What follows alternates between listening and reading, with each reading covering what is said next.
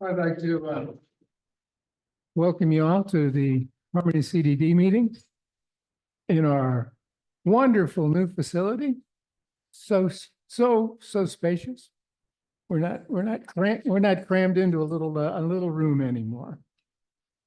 Let's see. I guess we start with roll call. Dan. Here. Lucas. Carol. Present, and you're welcome. Joe. And let the record show we've got a full board. I'd like to have audience comments. If anybody's got any comments, there's a 3-minute time limit. As a reminder, it's not a question and answer session. I'll say the same thing I always say, which is you can always email us. We're very responsive if you've got a specific question.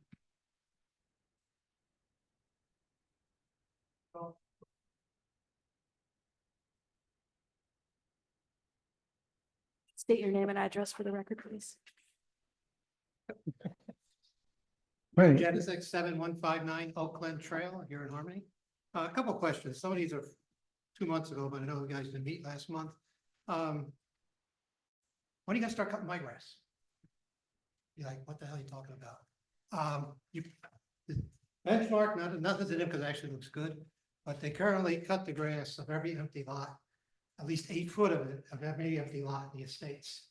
And the time it takes them to do that, I noticed the guy yesterday, same guy edged it, the same guy came back and blew the dust off the road that made, and somebody else cut the grass. I mean, that's probably like 52 man days a year. I don't know why you don't cut the verges anyplace else and stop cutting the verges along the other roads, but they continue to cut that verge area on the empty lots in the estate. I think it should be cut out. That's my comment on that. Something you should consider. And they do have to go back there to cut other areas, but I'm just saying they do that. It does make the place look better, don't get me wrong, but I think somebody needs to get after the owners to cut their own lawns. That's one item. Related to the estates, and I don't know if it was finished or not, in that middle little skinny island where one way goes one way, they were fixing the curbs. Just a comment on that, unless you fill in on the inside of the curb, meaning the grass side of the curb, those trailers from the landscapers when they come through, and not Benchmark, by the way, because I've watched them. But a lot of the homeowner people, they come in, those trailers jump over the curb, and because it's low, their axles actually is what's doing the damage to those curbs. I live right there, so I see it, I hear it. Sometimes I think somebody hits something, and it's their trailers banging on the curbs. So more of that grass has to be filled in or raised up so that when they do go over the curb, they ride on the grass and not drop back down onto the curb. Just a comment, suggestion. I'm not sure who's third item, not sure who's responsible for storm cleanup. I know the CDD did a little bit after the last storm. Actually, I saw somebody here on Saturday cleaning up the big branches and stuff. But I mean, generally, if you look at it, it's still kind of messy out there. I don't know if you guys have looked into getting a street. I know we're not sweeper supposed to comment, but I couldn't disagree less. You know, I mean, compare us to other communities. We look fabulous after 2 weeks after a hurricane. cleaner. Well, I would 3 minutes, yes, 3 minutes. well, I would disagree in some areas because I've seen what St. Cloud has done. Some of those streets are pristine. And maybe it's just the ones I drive down. Yeah, just. Anyway.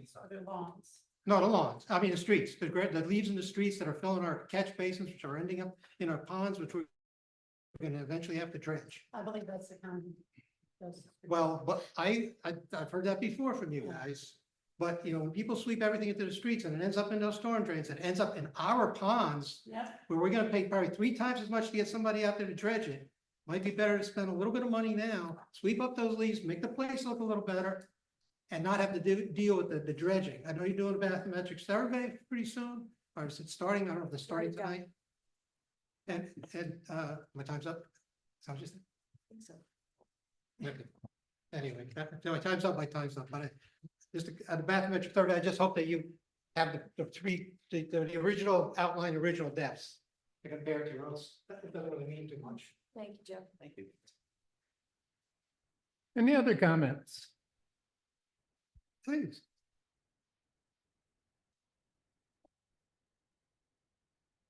State your name for the minutes. Yeah, Sean Neal, 3339 Schoolhouse Road. I was hoping to just touch on a similar point to what the gentleman just made, which was street sweeping. I was a little confused because I thought I could remember Teresa Kramer mentioning that that cost was on the county and that the only thing that was required in the CDD was to facilitate in terms of asking people to move cars and such. But I don't think, at least to my knowledge, it's happened recently. And if so, I was wondering if there was any plan to address that going forward, because it does seem as though we're in a new era now on Harmony where these trees, as beautiful as they are also a nuisance. And I think the CDD's approach needs to change as the challenge changes with them as well. I think we all felt bad for the guys on Catbriar in the latest storm who experienced flooding in front of their homes. I certainly hope that doesn't end up happening in front of mine.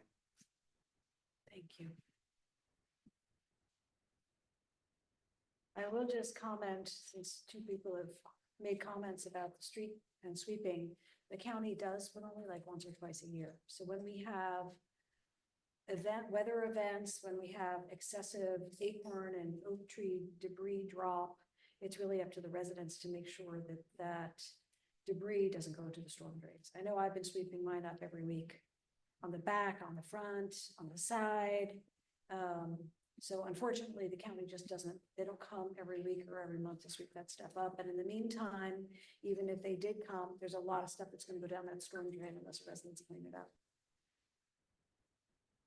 I have a corner lot, I also sweep in the front and all on the side, all these up. As a homeowner, and since the county is responsible and doesn't come, I'm not saying everybody else has to do that, but that's my solution. Come on. The street sweep, we can't just sweep the boulevards, we'd have to sweep every street, and that's very expensive. Yeah, that's into it. Okay. Well, we're going to start with a. Do we have any Zoom comments? Audience members? Who's jumping in? Thank you for. Okay. We're going to start with a special item, a discussion of the GoGov app. Question, why aren't there prices? Kevin, can you hear us? Oh, I can hear you. Yeah, I didn't want to cut anyone off. I didn't know if there was more coming after that on the introduction side. How's everyone doing today? Good, thank you. If Hello, you would all right, like to just the GoGov app, we do have some material within the agenda for review, but yeah, just Give you just a couple minutes just to see it in action just a little, bring some of that paper to life. I just need whoever's in charge of the Zoom to let me screen share if possible. give just a moment. No worries.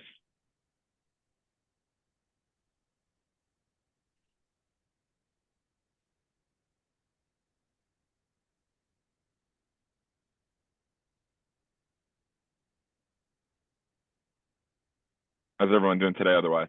Sorry, I always forget where that is. On the master controls where it says share, there's a little arrow usually on the button, and then that'll let you get it. There we go. And I use this thing all day. All right.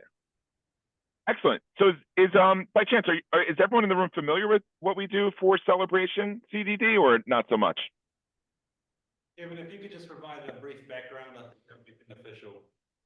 Excellent. So yeah, we at GoGov provide a software that we work with many local governments on to do kind of two main things. At least that's what we do with Celebration, all very involving the residents. One is to push information out in bulk to folks in the community to let them know, hey, we have a special street sweeping coming up. This is not one that the county's doing, FYI, or hey, here's some pre and post storm information, or we're having an important meeting, or whatever you'd want to get out there.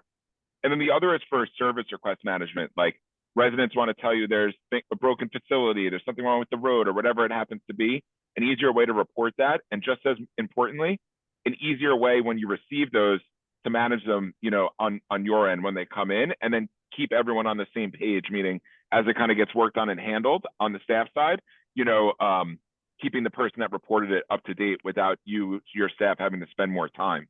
And for both of these products, really the focal point from the resident's perspective, we would build you a Harmony CDD branded mobile app. So branded means you get to name it what you want, and that's how you promote this whole thing to the community. Nothing about GoGov, only you marketing yourselves. So this is the one we do for Celebration. You guys could download it in the App Store if you want. It's called My Celebration. And basically they tell a nice little 3-part story to the resident, which is, hey, take a few seconds, go through our new app on your phone. Number one, all sorts of useful information excuse me, right at your fingertips. And that's these different buttons that you see here. These are called applets, and you can actually have as few or as many of these as you'd like. And it's just the whole purpose is quick access to really useful information. A lot of it coming from your website, so you don't have to create a bunch of new stuff. For example, they have a button that says ECDD/utilities. Literally shortcuts me to the web page where all that information is for that subsite, and I can kind of do my thing. And when I'm done, I'm back to the home screen. Or they have a button that says CROA, literally shortcuts me to that website, so I can kind of go through and do my thing. So you can essentially extract and highlight any specific web page. And then we have some stuff as well, like they wanted to do a list of click to dial phone numbers for like emergency contacts. You can highlight people and so on and so forth. So kind of number one, download the app, really useful district information right at your fingertips with the buttons. Reason number two is, hey, once you have the app on your device, we, being you, the district, can deliver real-time push alert updates for stuff going on. And these are just some real communities and things sent as recently as about 10 minutes ago. Utility assistance, a fall festival, pedestrian safety, a parade is happening, a lot of Halloween events, road work, power outages for our Florida customers. Like this is Reddington Shores, Florida, a lot of like pre and post storm information they've been sending over the last couple of days. And to create and send one of these is really simple.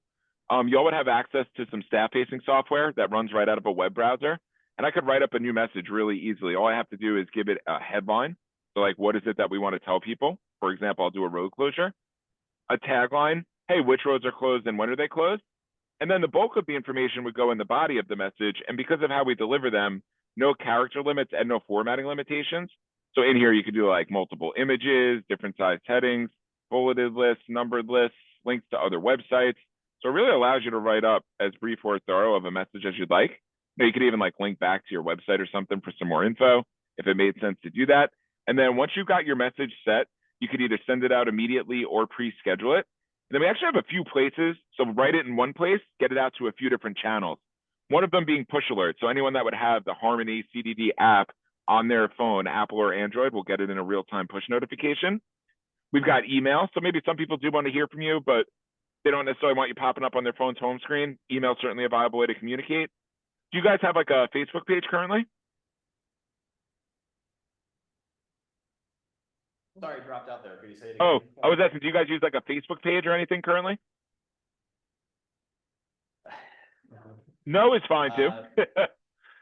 There are actually a few different community resident or run Facebook groups, not one formally sanctioned by the CDD, but the CDD board members do frequent those Got it. boards.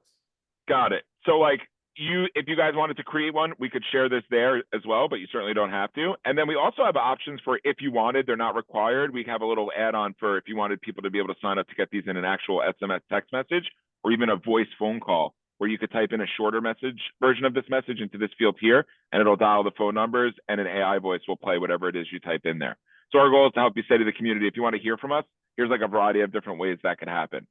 So let's hit send and I'll just show you kind of how it comes out. So the first one is the phone. So I'm going about my day. I've got your app on my device. In just a sec here, I'm going to see in real life, you know, what would be your app name and your app icon is going to pop up right here. So in this case, it's like, you know, My Harmony or whatever you name it, telling me there's a road closure. All I do is tap on that push alert. And here's an example of what that one comes out looking like for them here inside the device. So that's your first channel is the push. Second channel, text message. So if you guys use this part of it, I would get, we would give you a local phone number. Residents can just text join to subscribe, and then they'll get this in a text. We always keep everything confined to one message so that the user doesn't get like ding, ding, ding, ding, ding. You know, nobody wants that. So it'll say the name of your agency, the message headline, as much as the tagline as we could fit. And then there's this short link. So if I'm interested in reading more, I can click on it. And this is a publicly shareable, publicly accessible version of the message that anyone can look at. It runs right out of a browser. And then we also had in that mix, we had the email. So if I was someone that had my email address on the list, I got this exact message in an email. It would look something like this. So we use the headline as the subject line. Everything else loads nice and neat here in a template. If we use the voice call option, it would have called my phone and played whatever we typed in that box. And then lastly, if you do eventually want to use a Facebook page, it opens a Facebook tab, opens a post on your account, paste the link in there, and you just hit share. Now you do have access to this link, like from the staff software. So if you like emailed it to a community member and they wanted to post on one of those pages you mentioned, sir, that would be up to you to do that. But it like pulls a nice preview of the message where if someone is scrolling their feed and sees it, they have a good idea of what you're telling them. And if they're interested in reading more, they can click on it and we're back to that web-based version of the message. So that's our outbound communication, the district pushing information out in bulk to the folks in the community. The other module, the kind of, I'd say, more substantial one, in terms of just what it does, is the request management. So when residents want to report stuff to you guys, they could do it easily through the app. There's going to be a piece to Live on Y'all's website, like this is the one here in Celebration, to report things that way. And then we also have, of course, the staff software to manage these items when they come in. So instead of calling you to tell you something's wrong or emailing you, in the app, I can just hit this start request button. And this is the third reason as a resident I would have the app is reporting concerns. And what you would see here are listings of types of issues that you as a district choose to make available. These are all just examples. Like if I look at Celebration, they have categories like amenities maintenance, clubhouse maintenance, CROA management, pond maintenance, you know, and so on and so forth. So we'll work with you to customize this. And as a resident, I just kind of find the thing I want to put in, tall grass, for example, and it says, do you have any pictures? I could say no. I could open my camera and take a few. More commonly, what we see, people have already taken the photos.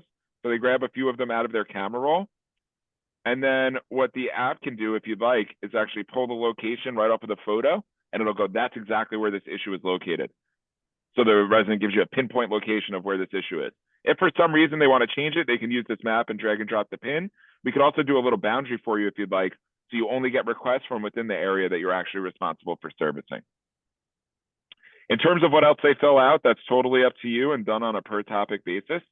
So what I ask of someone when they report tall grass might be different than what we ask them to report that the pool is broken, right? So every like type of thing gets its own kind of the attention it deserves. And then they hit submit and that replaces the phone call.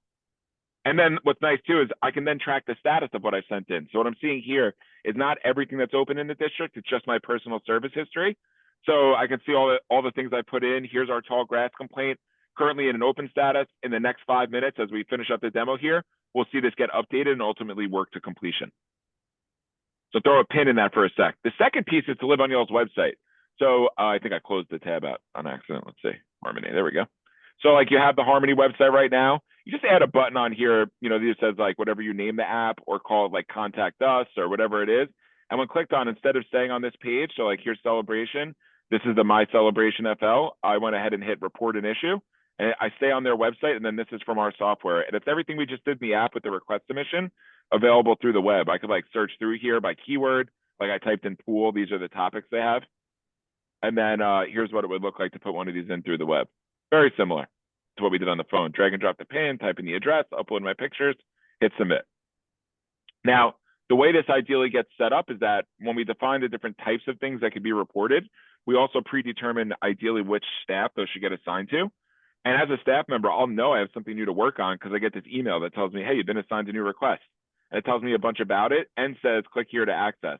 And when I click on that, it will take me into the third piece, the same web-based software where we wrote up the message, just this different tab for the request management. Super easy to use. There's only really 2 screens for the average person to learn. One of them is what you're looking at here, which is a list of open issues. Now, which issues I see are very much dependent on my role in the organization. So it's rights or permissions based to make it easier to use. You might notice these due dates here based on service goals you could set for each item, just so you guys can know if you're comfortable or not with how long these things are sitting there. And off those due dates, we could like send reminder emails as they're coming due, or even like build out different escalations as things go more increments of days overdue.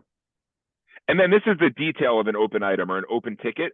We track everything like resident service history. So here's all the other items this community member ever submitted to us. I can open these up, get status updates if they ever get you on the phone. It's nice to have access to. Here's the address where this issue was reported. Here's the service history for the location. Maybe you guys realize like, wow, they've missed the trash pickup here 7 times in the last 3 months. We're going to call the carting vendor and find out what's going on. Then you can have like different statuses to sort your work. And one of the things we could do that people like is, hey, when I take a certain item and set it to a status, like I have a status here of scheduled, and save it, send a little update via push alert and or email back out to the resident that reported this to us. So as the resident, I got this push alert through what would be the Harmony app. Hey, there's a message for you about the tall grass issue that you sent in. And then when I open this up, nice tag showing me the status of scheduled. And then at the bottom, a message from the department working on it. And we can have these messages say whatever you'd like. The idea would be to write them in a way where the resident gets like a really nice personalized white glove type of service, but you're not taxing the staff's time to do that. These things are kind of just happening automatically as you're working the issues from start to finish. And then there's some other stuff. I won't bore you to death on the details, but I can ask the resident a question, right through here if I have a question for them. I can also go ahead and the resident can write back to us through the app or email back to you. I can collaborate with coworkers. Help me on this. And then I can go ahead and hit send to employee and message someone I work with on here. And what's nice is it kind of, logs everything down here in this area color coded. Green is a resident to staff or staff to resident type of interaction. Yellow is a staff to staff interaction. And then also we have the idea of just leaving internal notes. Like for this issue, I might need to leave some commentary on here, and everything is date, time, and user stamped on it as well. Eventually, when you're done working on this item, there's a section called reason closed, and it's text to go to the resident to tell them why this is getting closed out. And you could freeform type your response for each one if you want.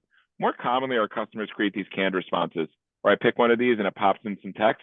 And when I hit update and exit, would not only close the item out, but sends a push alert. Hey, the issue submitted back on the 24th about the tall grass has been closed. And then a nice tag here showing me the status of closed, check mark that says resolution with some text underneath explaining why we're considering this closed out. And that's like your average service flow. The other big benefit of this, just staying high level, is the reporting tool. Once y'all are doing everything through here, you can use this to get hopefully very useful data out of here. Open versus closed by month. So like, how are we doing? Like health check, handling, all the things that come in. What's our backlog? Which departments are sitting on all the open requests right now? Over the last year, what types of things were residents reporting to us? How long did they take us to close? Or like, hey, we're just curious. Can we see for this entire past year, all the things we worked on that we would consider like road and street repair? Maybe you're trying to make a play to the county to come by more often or whatever it is. And I had 68 items that fit that criteria.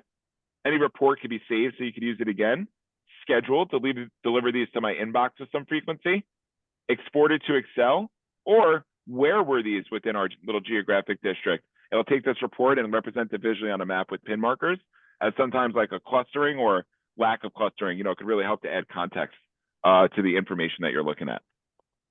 And at a very high level, that's how the software works. So I don't want to go too in depth today, but I'll stop talking and open up if you'll have any at least preliminary questions. Thank you.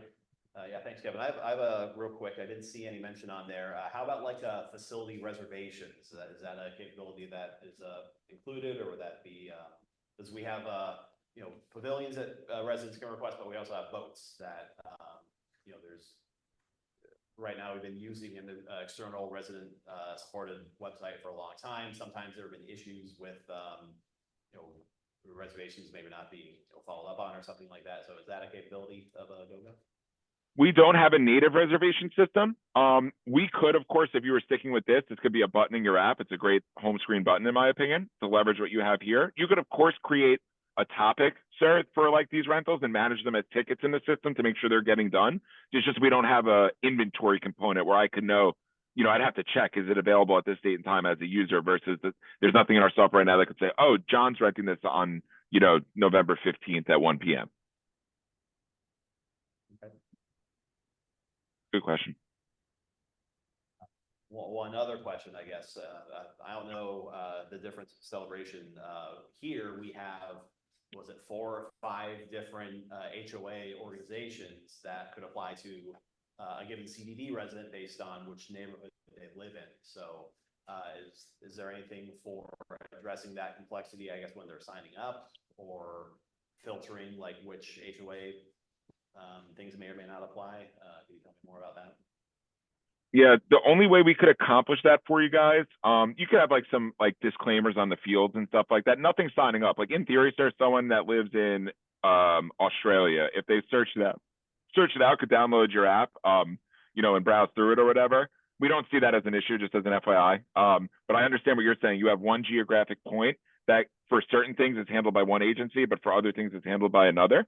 So I always say it's a 2-level thing. Level 1, depending on how you're managing these now, you're probably manually going through them. So hopefully it makes it easier to do so. And we could add some automation in there where, let's say you get an issue and it should really be somewhere else. We can give you one button to press where it'll close it out, insert the reason why, and then package all that info up and forward it over to the appropriate agency for you guys with a single click. So that's an option.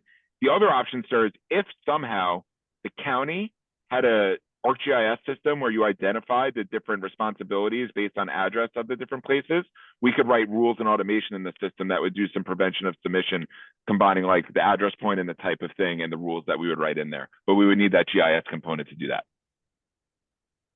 It's a great question. My questions are, who would be responsible for managing postings, updates, et cetera? Well, we do all the hosting and all that. We keep the apps live in the store, keep the software running. We do unlimited remote training, unlimited support for the life of working together. You know, changes we'll do based on your feedback. We do them for you. We do the unlimited services. It's just we would never go in and go, let's remove this topic and add another one. But if you guys said like, hey, we want to remove this topic and add another one, we could certainly take care of it for you. Here, was that a question to Infomart? Yes. Oh, I'm sorry. Let me address that, because we use this celebration quite a bit. Okay. The last board meeting Tuesday night, we just decided to hire an admin just to manage the GoGo. So we've had it operational since January, pretty large community, but it's enough now where it is almost enough for a full-time person. And what's the price of the full-time person that you're hiring? Like, I'm It's just, gonna be like an admin position. My recommendation, I would ask your district manager or Infomart if that person could be a shared resource. Because if we were hiring somebody right now, to another full-time position for that, we would have to find somebody else for that. My Sure. recommendation for Infomart is you hire this work order coordinator, whatever you want to call it, and that is a resource that you offer to any district that has COVID.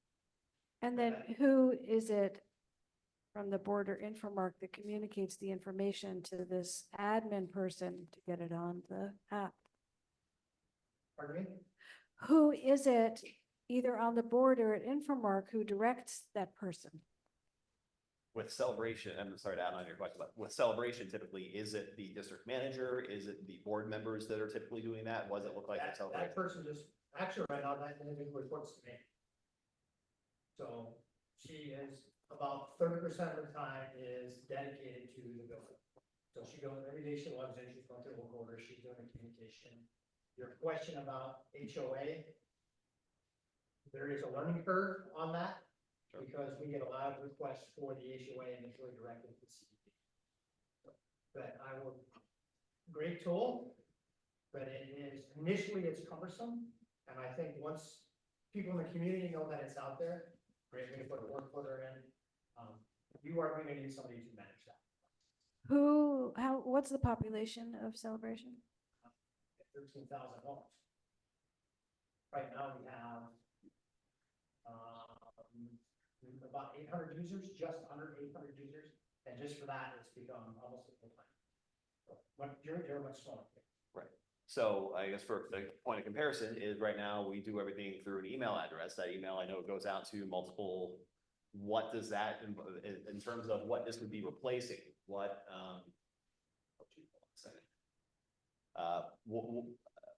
what is the workload of managing resident requests, managing work orders, things on a project board that this would supposedly be able to augment, if not replace? I mean, I think it's an evolution, isn't it? I mean, it'll start out small and, you know, I would think field staff would be, and potentially an admin would assist in running it. But as it gets more involved, it would.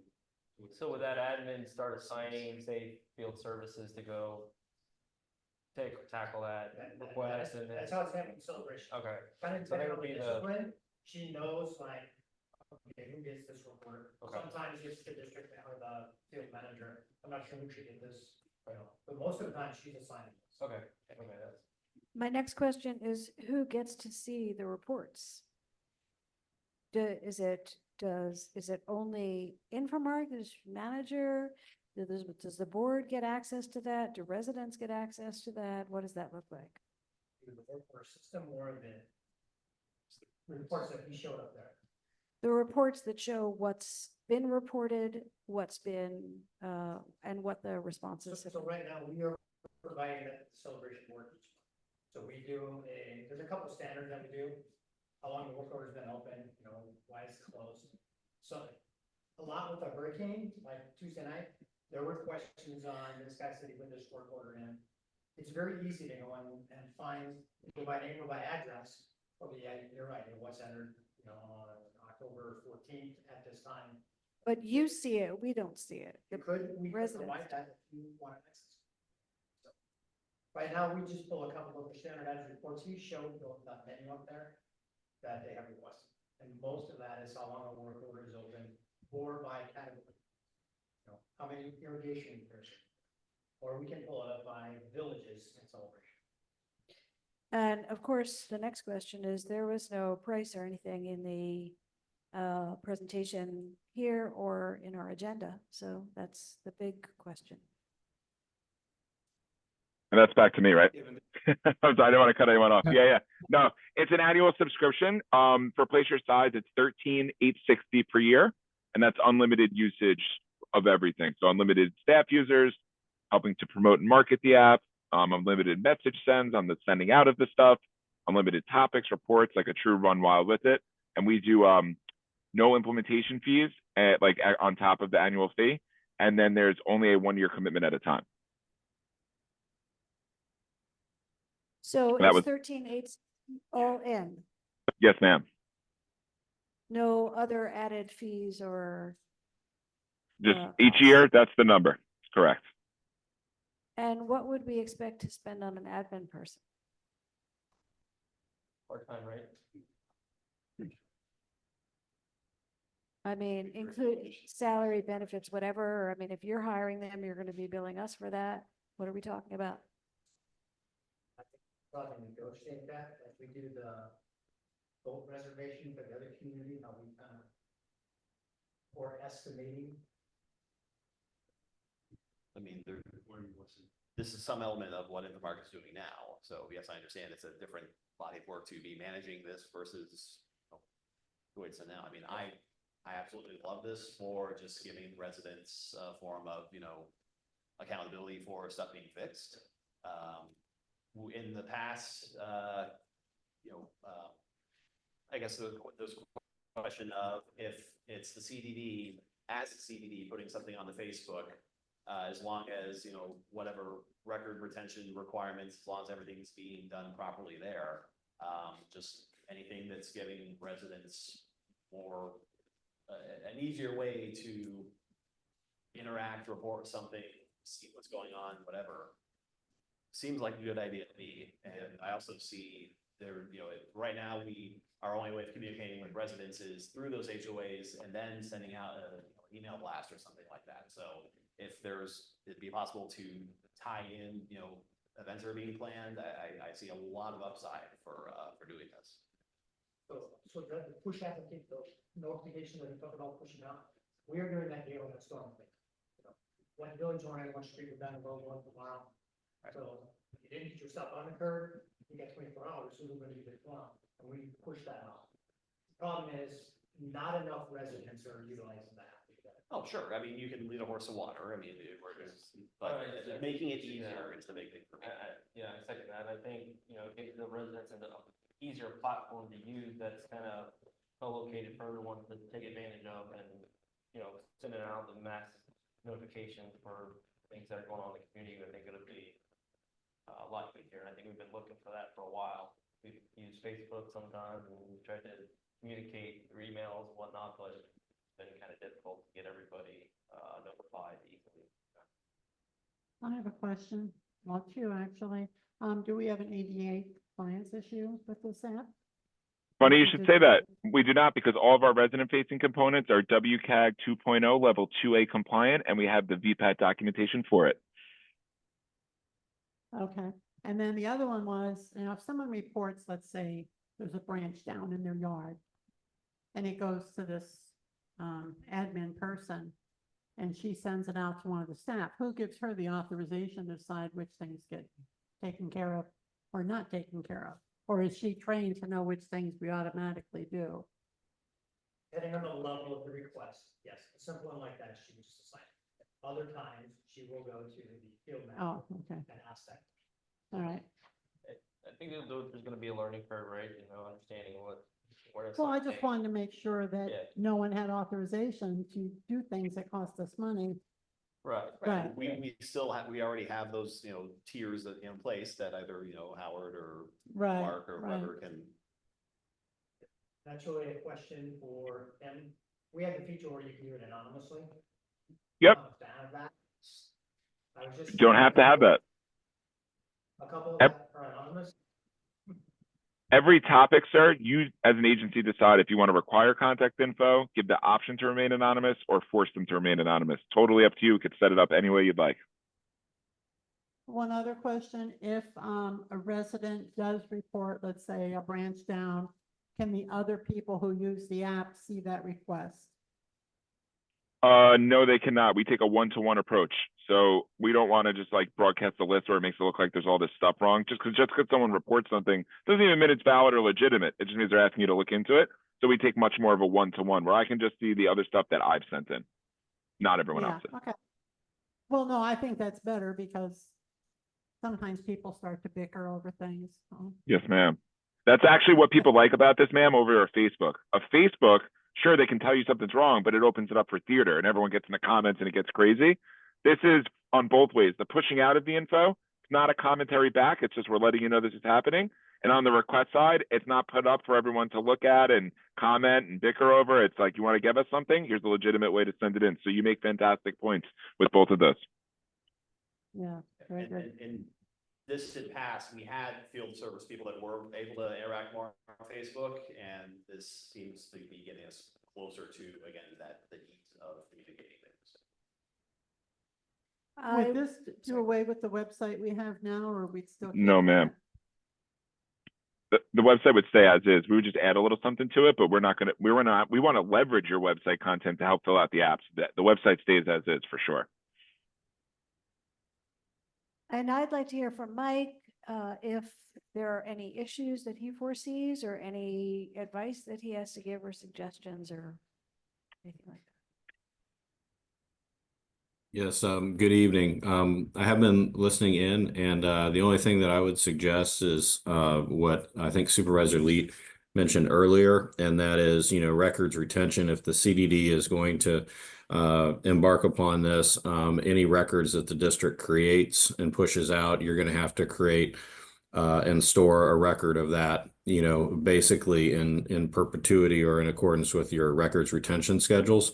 That's always the hardest thing to make sure that you're doing, because even with stale information, you do need to keep that information until the state tells you you can destroy it. So, And Mike, I'm sorry, Mike, to your point on that real quick, we store everything forever. We only work with local government. So this is common practice for us with the records retention. So like as the notifications, you can expire them. So residents aren't seeing them in the list, but it keeps a running tally of everything you've ever created and sent for the life of using the software. So you could produce it in like a FOIA. And the same thing goes for the service requests. All that's tracked as well. So if in 5 years, someone wants to see all the service requests from 2025, you'd be able to produce that, no problem. Sorry to interrupt you, Mike. I just wanted to jump in before I forgot. No, I appreciate it. But yeah, that's usually the issue that we run into and this sort of thing. And then the other issue is access, but that's something that, staff and the board can discuss from a policy standpoint. But, other than that, I don't really have any concerns. Seems like a, well thought out product. Thanks for that. Nice words. Appreciate that. One last question. How long has your company been in business? Since 2009. Okay. Yes, ma'am. So it wasn't just yesterday. That's good. It was not yesterday. No. These years go by quick. I don't know how, but yeah, we've been around for quite some time. And we do celebration, but just in Florida, we also do a number of just, cities, towns, villages, a couple counties. And then even with Infomark in other states, we have a couple communities that they manage with this as well. So we're out there. Okay, very good. Thank you. So two things. I'm wondering why we haven't heard about this earlier from Infomark as a possibility. I kind of found out about it about 6 weeks ago, actually, or maybe 2 months ago. And the second question is, well, maybe it's not a question. I think the board needs to know we know what the cost is from GoGov, but we don't know what the cost is from Infomark for somebody to manage this. I think that's kind of the last thing we have to really, it's going to start out small and it's just, hopefully we'll grow the popularity.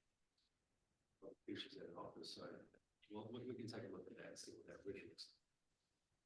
Celebration is so large,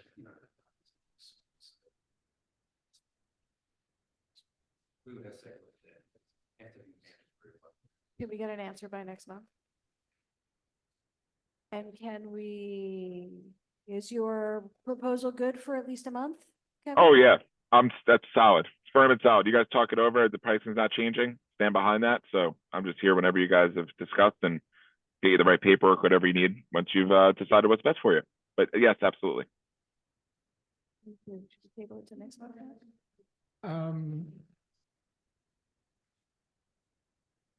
Is there a way that we can just compare the numbers to the celebration that's happening right now, based on 13,000 monthly users, the just under 10% of their residents are using the app.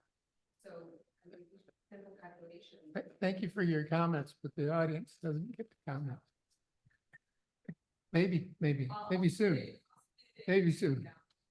Well, my reaction is we can't afford it. Plain and simple. Okay? Yeah, 413,000? No, You want to buy a $2 million That's completely different. I think we can talk. I think it's a great But- idea. I think the residents would enjoy it. I think it's more modernized and more futuristic, and it looks like we're trying to make the community better. So we can talk about it. I suggest we table this till next month, so we have Well, more it's information. not on the table, it's just a discussion. So there's no proposal here to actually sign up. Asked him for Mark to fill in their Yeah. piece of the. Yeah, but that's gonna be a beginning number because as time goes on, it's gonna grow. And then also what they have to figure out is, do they have to hire another person, or do they already have someone that can do it part-time if they have other duties to make that I don't know if you hire part-time people, but, So- right. Well, it's never gonna be a full-time job. So let's just say worst case, it's full-time. So what's the full-time rate for that admin that you got for celebration? Is that full-time person for celebration? Is that a full-time job yet? I think it was saying about 30 to 40% of their time is devoted to it. Oh, okay. It's not up to the plan right now. She's actually working for pretty different, she has a little bit far enterprise CPD. And, there's sort of different than that, that's not for media and marketing, right, so. Uh-huh. That's an admin position, 45.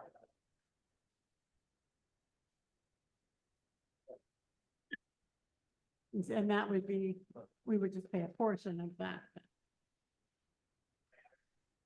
I mean, Into that, if we- operations guy. but if I we think use, that- if we had her half the time and Celebration had her half, just to split it in, into easy numbers, we'd each be charged half of the. So Celebration is still in the learning phase, 'cause they just took this in January when they started. Mhm. Very slow going, not a lot of time, but now we're seeing where, especially in the hurricane market, hey, we've got this app, let's just start putting it. And I did notice in their brochure that it's population-based, not user-based. The cost. All right. So I'd like this on the agenda for next month with your answers. Thank you, Kevin. Thank you, guys. Call or email me anytime. Angel has my information, so if you have questions as you discussed, call or email me anytime, and I appreciate you letting me join today. Have a good evening. Thank you. Bye-bye. Okay. Moving right along. Landscaping.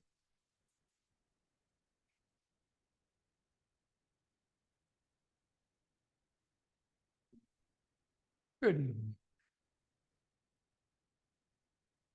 Nick Lemazny with United Land Services, giving my monthly report. Good to see all of you. So for the maintenance, it remains the same. The deck height for the St. Augustine is around 4.25 to 4.5 inches still. The Bahia, 3.25. It is slowing down. We will go to our winter schedule starting on November 4th, bi-weekly. On the week that we are not mowing, we will be doing detail, oak trees, things of that nature. What we're dealing with now or preparing for is the picking up of all the acorns, and the sycamore trees are about to shed. So we will be picking those up weekly.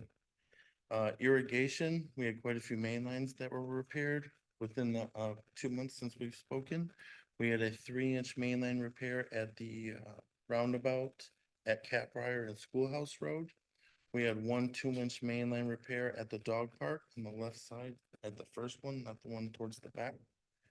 We had 2 3-inch mainline repairs within 3 feet of each other at the school on the right-hand side. Upon investigation, there was not glue on the fittings. So the first one, we did not catch that. You had called me when you had seen it, so we dug up the entire area and we replaced the 2 fittings and about 3.5 feet of pipe. We've since then turned on the water, the leak has stopped. We had 1 valve replacement right across the zone, which was, let's say, I think it was zone 14. It was across from 7001 5 Oaks Drive. They were weeping, wouldn't stop. We had to do a valve replacement. We tried cleaning the diaphragm. When we assembled it back up, it's as if nothing. We went ahead and replaced it. We have no more leak. That was just 1.5 inches.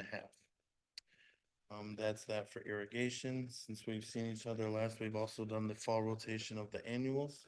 They all are performing very well. Irrigation's working fine. It was just the flowers. I think the next time we do the flowers, however, it's been over a year. I think we're gonna have to do a topsoil application.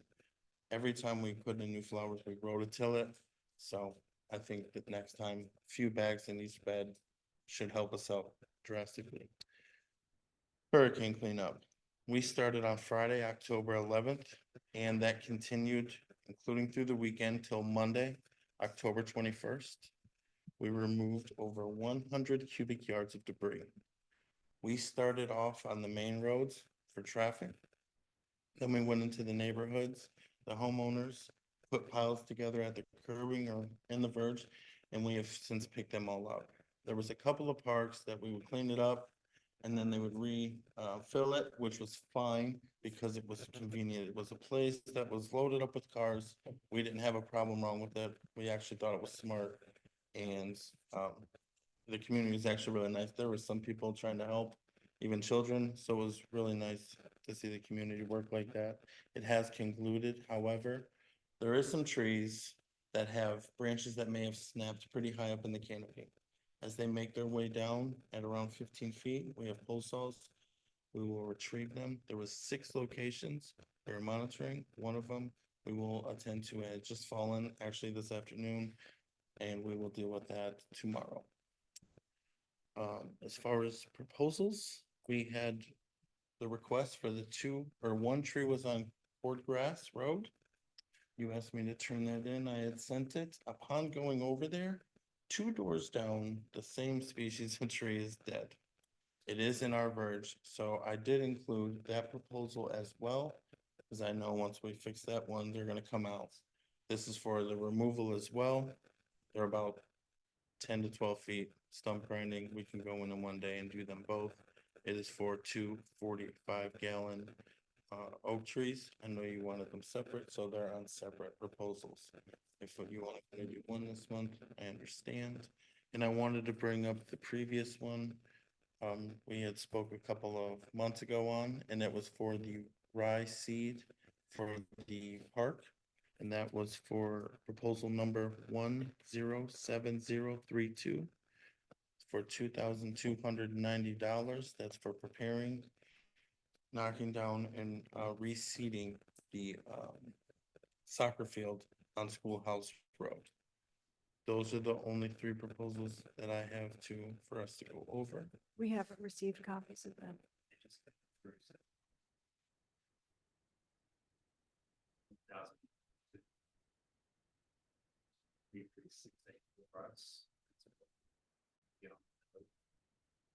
Weren't there 3 trees that broke during the hurricane? So we had prepared a proposal to remove all of the dead trees and stump grind because of the hurricane, took some of those out. So we can't, in good conscience, turn that one in. It needs to be evaluated. When we were doing hurricane cleanup, we did remove several. I did submit pictures. A couple of them were about to fall, so we went ahead and take care of those.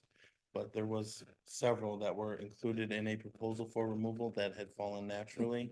So they don't need to be cut, they just need a stump grinding, and so we'll have to revise that price. So we haven't seen any of these proposals. Both at the same price, $1,052. Both on full price, one at 3,368 and one at 3,376. These are email responding, that's what they came from, these were emails, so we submitted. Residents, new residents of the community. Are these hurricane? These are just trees that are dead, that died. And They are are- those are two separate proposals, so it's over $1,000 per tree? The current tree is dead and it is still in place. There was enough fallen, I have to grind out the stump. Yes, like a tree removal.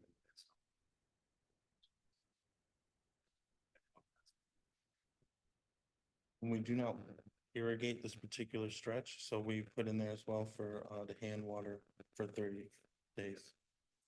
So I'm just curious as to why the price is the same if you have to take down one tree, but you don't have to take down the other tree. No. Both proposals, both trees are still there. Both Oh, trees have to okay. come out, both stumps have to be, I see. it's two jobs literally identical side by side. And it's to replace that price includes the replacement. Correct. It includes the removal, the stump grinding and the replacement And watering, 30 days of watering. every day. Move to approve. I Consent to second. approve. Okay, so we have proposal number 130890 for 3368 Courtgrass, and we also have proposal number 130413 for 3376 Courtgrass. Both of those are for $1,050, $52 per proposal.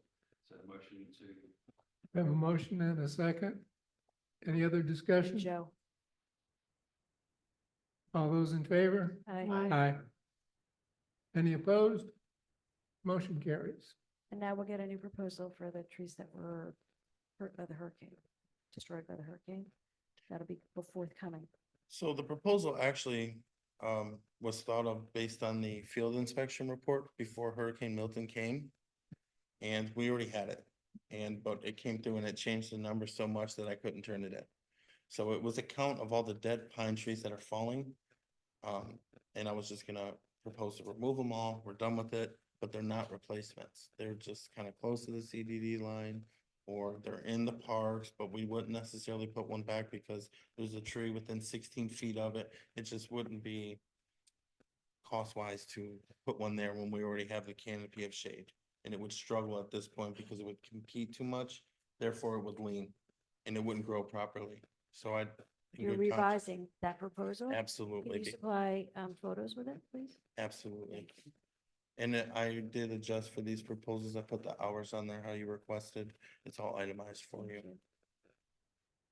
You said the proposal was already sent for the ryegrass for the field? Yeah, I had sent it over and I believe you said we will discuss it this month when it was time appropriate.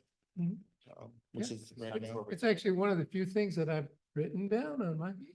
I wrote it down as well to Don't bring it have the up. I would proposal. like to do that, and depending on the success of that, I'd like to go ahead and provide a proposal for the parks that we decided not to move forward with the sod. So maybe some Bahia blend as well in those areas. But we Yeah, I mean, don't I- have the proposal for, 2 months ago. I was What? gonna say, I think it's in one of our old agendas. It is. Yeah. I was told to bring it up at this meeting. Right. Yeah, I think it's in one of the old agendas. I have the number if that helps. We have. a search Yeah, I'm just committee. trying to find out. They say it'll probably be August. Maybe. I want to say it was, But basically you want 2,900. it's $2,290 even, and that is for the seating of the soccer field and the preparation. And you're gonna everything. put tape around it or something, so people, I'm not gonna put the tape around it because there's no way I'll be able to keep it off. So I do have friends that play soccer and I talked to them about us seeding that and getting it. They said they would work with us, they go find a place for a month or whatever we need to get that up and going to get it started so they wouldn't damage the seed. So what I would do, knowing that, I would go ahead and start and give work dates in advance of 2 weeks. So maybe you can put out a letter and you can notify them. Well, I think you should put up signs. We can signs to stay out for 2 weeks, but, We can ask We're field not gonna be able to services do enforce the- it, just good faith. Yeah, okay. Yeah. Just yeah, keep, other than me running out of my house and yelling at them. I wonder if we can have field services put up some signs and some tape. We and will make also sure- inspect the system after we do the prepping to make sure that the system or the sprinklers are completely rotating so we get an even blend. Now, it's not just, are you gonna do any other grasses? I'm not gonna put Bahia on the soccer field. That'll be catastrophic in the summertime because of the seed pods. So if anything, you would do like a Bermuda blend. And I think that was in there. So it's a Bermuda blend. It's not Bahia. Whereas the parks, I would incorporate a Bahia blend or retention ponds. But Okay, for here, but- it's a But Bermuda. are we planning on that? Yes, Okay. it's a Part of the blend. proposal. Yes, it's Okay. in there. It says blend on the proposal. It's just, it's not Bahia because of the. seed No, you no, that's couldn't fine. play. I just wanted to make sure that we end up with a decent soccer field. And then, you know, one thing is, there are certain things that we should be doing every year. And clearly this got lost in the shuffle years ago. You know, somehow we need to have a list of, here's the annual maintenance things that we really should keep an eye on. Correct. Well, when do we revise the contract, or maybe we can make an addendum for, for an annual seating? I can for a certainly contract. put it in the same notation I do for the annual flowers. We can treat it like that. It's a reoccurring thing. Maybe just break it up into quarters, spring, summer, fall, winter, and Yeah. kind of understand what we need to do each quarter to maintain. Absolutely. all the fields, Absolutely, yeah. right? Different Yeah. environments, right? It's full Florida's kind of. Okay. similar across. All right.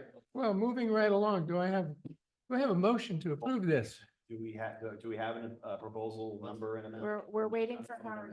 Howard's computer. I do have the number. He's got the number. What is it? It's proposal number 107032, We don't, and I certainly can forward it over to you once I get to my laptop. I just want to see what it says. I move we approve it. What's the dollar amount? It's $2,290 So, for the blend. No, I moved it. You can I second. will second it then. Any other discussion? All those in favor? Aye. Aye. Any opposed? None opposed. Motion carried. After we do this, are you going to evaluate that and do the parks, or is that separated? So I'm gonna evaluate this, yes, but after, the only difference will be for the parks, it'll be a Bahia because that's what's currently there. The St. Augustine, it's too much foot traffic. Right. So I'll move to go to Bahia because at Buck Lake, we don't have the same problem as we do like where you are talking about. So I think Bahia is the better option when it comes to the parks. We're mowing them frequent enough that we're not seeing those seed pods. So it'll be a Bahia blend with rye versus the Bermuda blend. Do we have a proposal for that? You will. Okay. Yeah, you will. I just wanted to make sure this works before. I don't want to say, hey, this one didn't work. Neither will these. Okay. So you will for the next meeting, Okay. along with that revised tree proposal. Thank you very much. Does anyone have any questions for me? Yes, how are we doing on fire ants? I had a resident report today of in the soccer field. So, yeah, there's lots of. So we're treating them two ways. We have shakers, which is a granule, and we're doing a liquid. Anytime, especially like a hurricane event, when we get like a hard rain, they get out and move. Sure. So we're active with that. I think we're really gonna conquer it this time of the year because of the temperatures, not as much rain. So a lot of the parks, obviously excluding that, soccer field, they have a top choice treatment. That's why we're not seeing them there, the dog parks, but in the other areas, we have shakers on the actual lawnmowers. And if it's a liquid treatment that my production manager goes around and he applies it directly. So Okay. it's ongoing. It's no different than like blowing off. Fires are terrible this year. We're spraying every day here, and they just, if you don't get every ant and the queen way down, they just move to a new location. We have ant metropolises growing. It's a bad year. It is, it's to the point where we've put them on our mowers. I mean, it's almost a daily thing. This time last year it was weekly. We would spot that, we have not stopped. We're ordering it in bulk from site one. Okay. When do you plan to do the soccer field this evening? Just to give a ballpark. Ballpark, so being that it was approved today, so I would like to move to do it around the middle of November, so 2 weeks. So you would get like a week notice, hey, this is gonna be the date. I would reach out to the Okay. management company as well, if they wanted to help with the signs. Yep. All right, cool. And then just 2 weeks after that, we will change the watering schedule for those 2 zones to every day for 2 weeks, and then it will go back to normal. Once it starts popping, it won't need any further assistance than the rest of the turf. If there's any holes out there, can you guys fill those in potentially with like sand or? So when we burn it down that low, we do shift around and try to, it's a little bit, it's not gonna be perfect, it's not gonna be like, No, I understand. but There's some it'll be better. spots. Yeah. Okay, thank you. That's all I got. Is that it? Thank you. Thank you Oh, for your, did we ever get the leak by the school? Yes, he addressed that. Oh, okay. Yeah, we had there 2 was repaired and then another section started leaking and then. my question is, was there a repair there within the past 3 to 5 years? We found no glue in those fittings, and that's pretty bizarre even for this property. That's the first time I've seen that here. I've seen it elsewhere, but not here. Not that How I did we recall. finally get it unlocked? I'm sorry? That was the one that was locked. Well, he said it was unlocked, but that was a mistake as to where the So meter was. Toho and we met out there 3 times. Yeah. For a while, they thought it was theirs, then they said, no, it was yours. So I sent my staff, we found it, and then it was discovered there was another leak, so we replaced the whole section, but it's tested, everything's good to go now. Yeah. It's back on. And the meter is located and flagged, and we put it on our map, so it's, And it's not recorder. locked against us anymore. no, ma'am, this one's in the ground. All right. Thank you for your time. You guys have a wonderful evening. Thanks for coming out. Hope you Absolutely. found it easy. Beautiful property. Thank you. Well maintained, right? I'm sorry? Field manager. Well maintained. Absolutely. Terry Satterwhite, Director of Operations for Infomart. Jorge Baez has transferred back to the district where he was prior to coming here. Your new field manager is Jose Raul Pabon, so, he goes by Raul, his email is Jose. Yes. He's been with Infomart for a while. Prior to coming here, he was managing multiple communities in the Tampa area. He was our field supervisor, field manager. That's a little closer to home for him, maybe. Yeah, I know. Yeah, I had a desire to manage one community, so, great experience. He has been here more than a month, because we were gonna introduce him at the last meeting. I know you and Jorge spent a couple of weeks together, probably, so. So if you have questions about the inspection, anything that's going on here last month? All yours.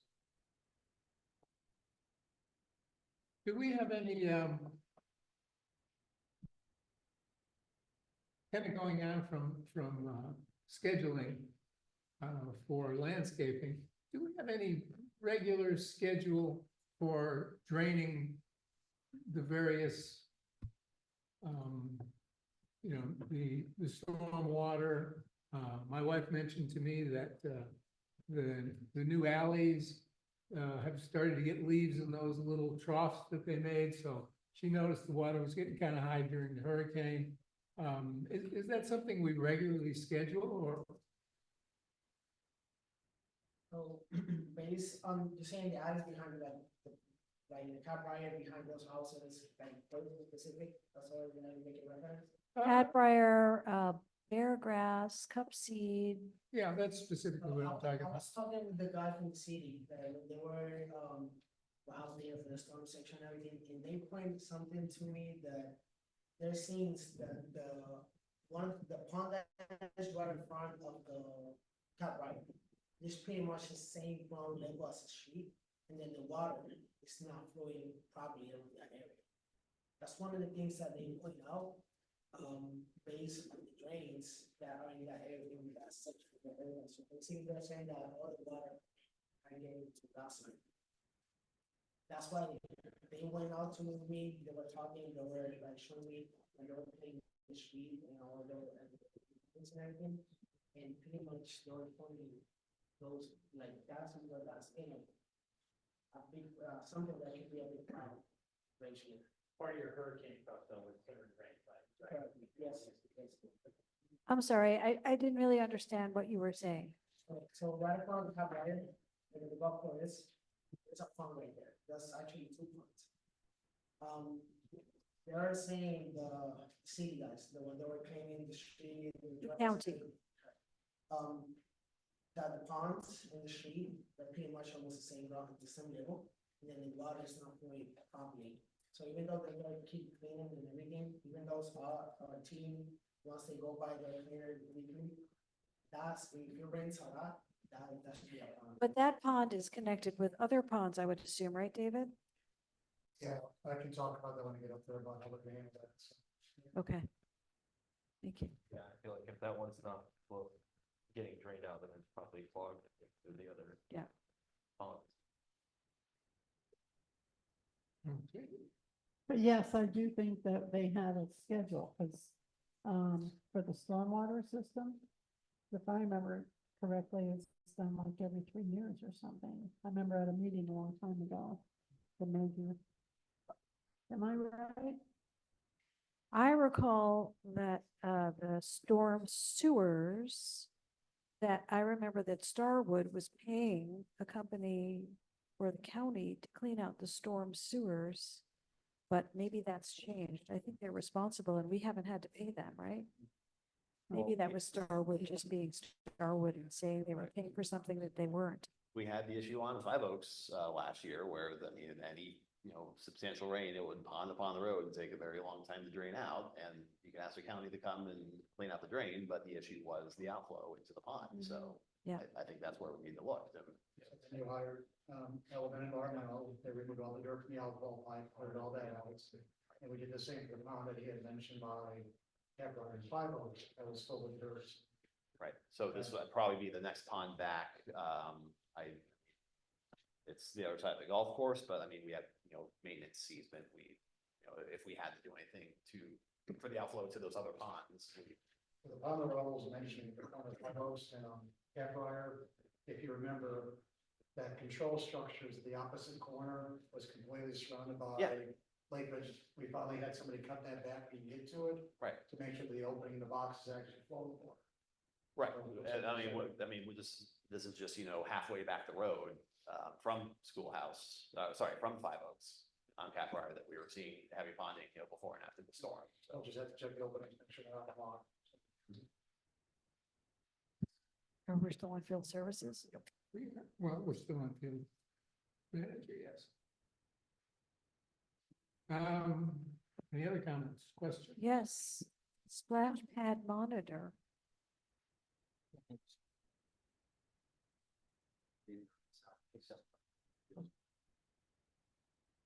Sidewalk replacement schedule for panels that need replacement. I haven't seen anything about that recently. Raul is starting that process now. He's taking more so than what Paul had done. And he's getting a schedule in place to replace grind. He's identifying more and more panels that will need replacement as opposed to grinding due to the trees and the lifting. And some of them were documented in the September. Field services report. Yeah, sorry, no, October's field service report. Specifically up there on Capricorn. Who does the replacing? Because I saw that it said there would be proposals for replacement. Isn't that just something you guys do? Not right now, we don't have I would like to say staff to do that. But Infomark has a crew that does that for their CDDs, right? So we've been waiting for a proposal for, Yes, we can be marking, identifying routes. I see. Marking, identifying those. So we can okay. Next question is pool quality. There were some questions about the quality, the water quality in the pools. We have Ecolab that we're paying a fair bit of money to for monitoring and chemicals, and I wanted to know what the current status of the quality of the water was in the pools. So, yeah, well, since I started here, I've been into that with Brad and the rest of the team, when Brad is not here, which is pretty much, today and tomorrow, Friday and Saturday, is those the only day that Brad is not. Normally, Brad is the person that takes care of that every single day, so he tests the water from the swimming pool and the Ashley. And also in the splash, and every single day, so for some reason, the level are not right, he's contacting directly with the equal. Since the system that they have, they do that online, so they don't have to be a person present to do that, so it has to be taken care of daily. That's a daily morning routine that we do every single day. I think my question is more, is Ecolab responsive and are things changing sufficiently? Or are we still suffering with water quality issues, even though we have this contract with them? Well, to be honest, I cannot answer that question, like, especially because I don't know how it was before I came here, start working with you guys. So based on what the guys are doing lately, that's how it's been. But I cannot tell you how it was previously before I started working with this community. So if the water quality changed or not, based on what was before, based on what Brad told me, the guys that has been working here, everything has been better. From the swim club, actually, from the splash club. So if I understand you correctly, the field services guys are feeling like the Ecolab contract is working. Correct. And when it's something, so I believe that when the manager from ECLAP lives near the area, so basically, that's how quick respond. He lives on Beargrass. Yeah, so that's like a quick respond, and they just fix it right away. Okay, thank you. Have to meet certain standards.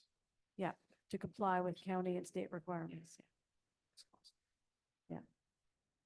But I think, kind of what she was asking is when Brad tests it, is it staying better than before? Because they weren't treating it as well, the numbers would be off more often, and now they're staying. Right, better. because there have been some complaints about the pool water quality. In the last So, couple of weeks or prior. I don't Because I remember. had gotten some, but that was like right before we got Ecolab. Yeah, well, I think it was in the minutes to the previous meeting, maybe, when Ecolab had already started. And Yeah. then pool water quality was mentioned among, I think, resident comments. That's why I wanted to bring it up. And I have noticed, Sounds great. Yeah. right, and I've noticed we're not getting that gunk on the sides of the pool, although part of that is also the heat and the sun and more people in the pool, but that has been much better, yes. I'd like to.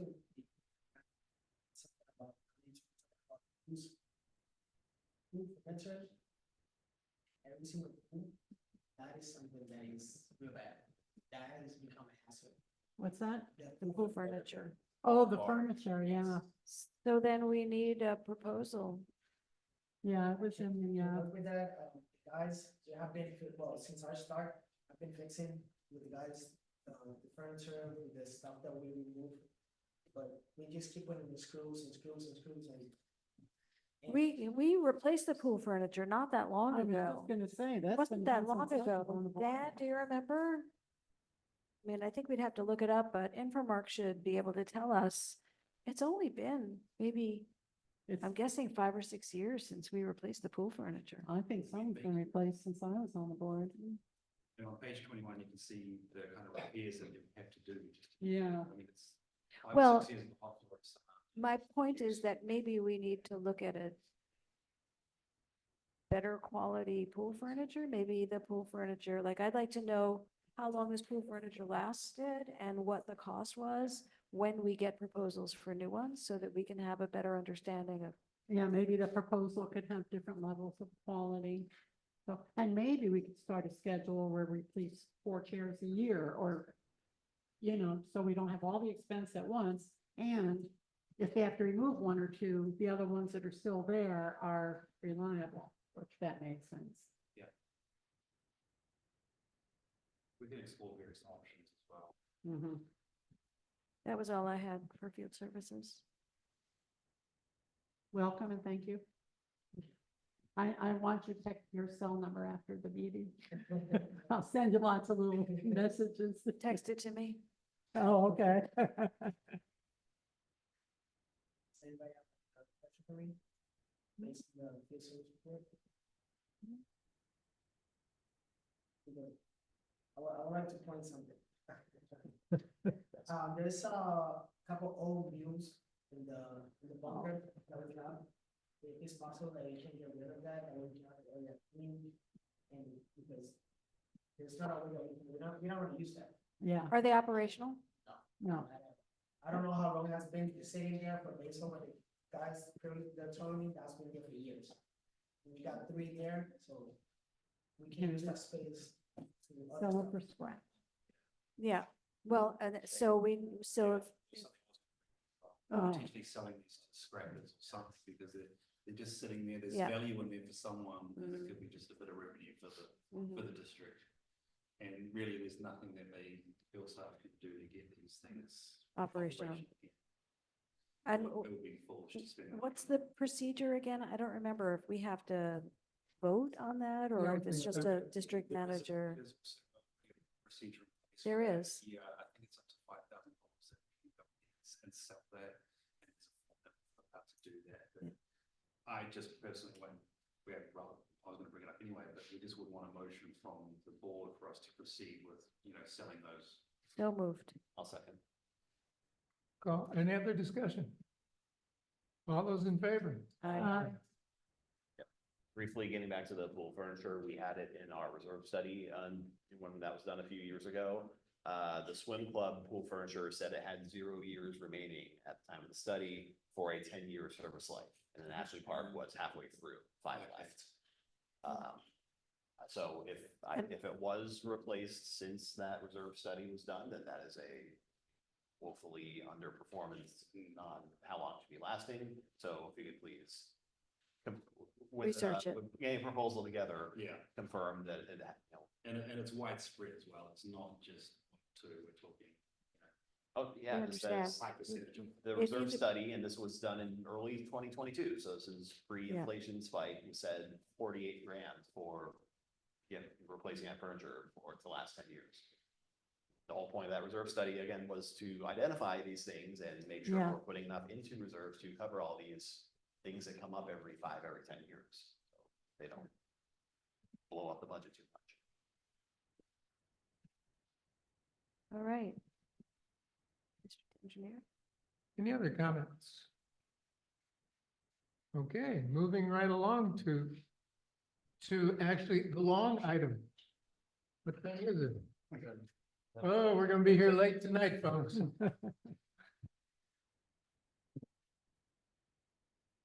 At least there's no light above my head anymore, so. Yeah. Thank you for that, Carol. Out this door, take her right into the kitchen. And the bathroom is inside the kitchen, door on the left. There's a sign. Let me turn the lights on out there.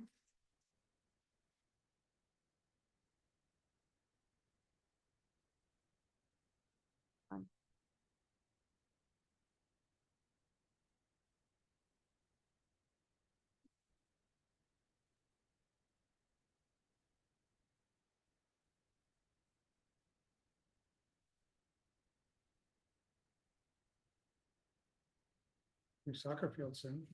Yeah.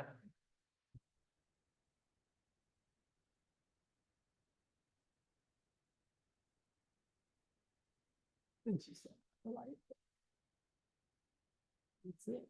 All right, before I get started on the item on the agenda, let's talk about the storm. You guys have what they call wet detention ponds that have basically concrete boxes with different openings. What controls your ponds are basically small openings. We call them orifices, 2 or 3 inches in diameter. It does not take much time to fill them or clog them. We usually inspect them before the hurricane season, which we did. Everything looked good with all the debris and things that are blown down. Maybe a good reason why these ponds look elevated, because that's simply that 2-inch opening is blocked. So I can work with Raul or Carrie, or we usually do it at the end of the season and note them. If I can't physically get to them, I will get with Infomark and see if we can get somebody to unplug them, get them back where they belong, and then The other thing, the lake, Buck Lake will get elevated, and as we know from past years, that backs up into the estates and floods all that open space, and we have no control over that, unfortunately, only with time and dry weather. But we will look at the control structures to get them back where they belong. So when you get a straight lines from the December, the ponds are lower enough, we don't back the water in the streets.